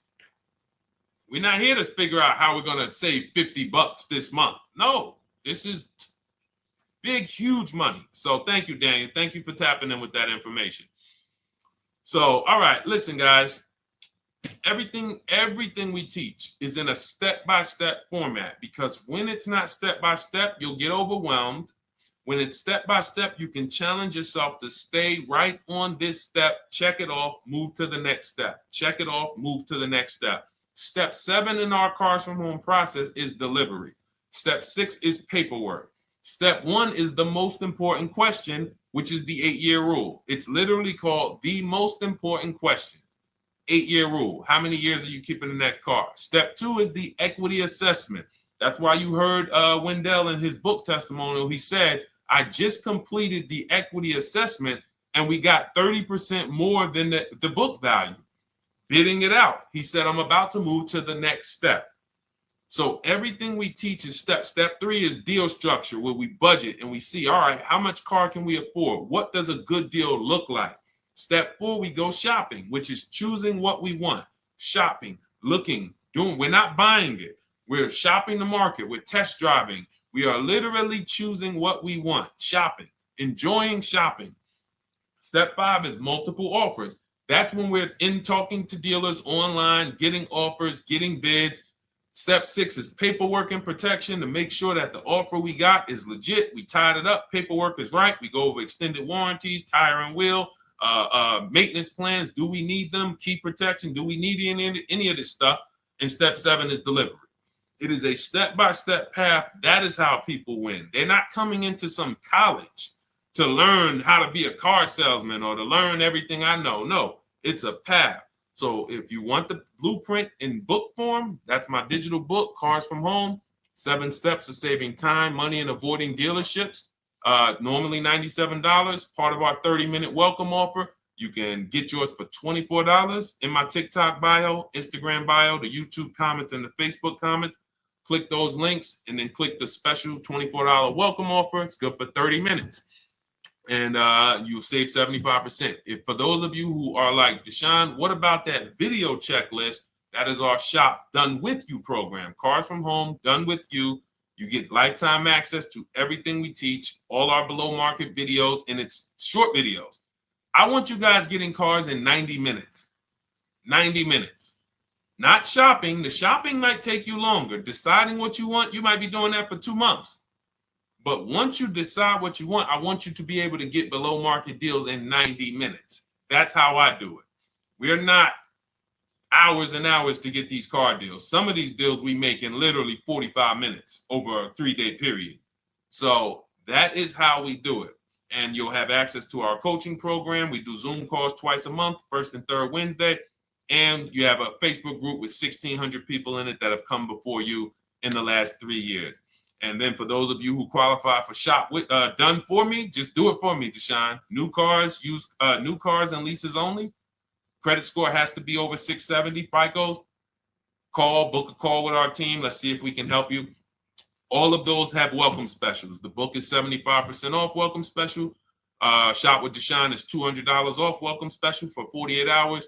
And done for you is $300 off for 72 hours. All welcome specials for people to say, all right, I'm taking action. I'm going to take advantage of a lower investment for taking action immediately. And for those of you who you're still new here, you're like, Deshone, I like the information, but I need to get, can I get some free advice first? Let me test out some free advice. You can, of course, go download our cheat sheets, and that's there as well. All of that is in the Cars from Home Toolkit.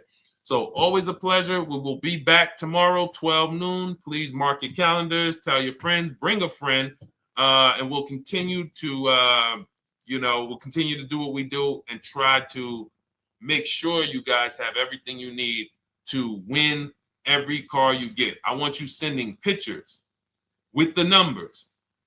You know you've done it right when every car you get, you have pictures with the numbers. You know people who purchase cars all the time, all post their pictures. Hey, had to upgrade.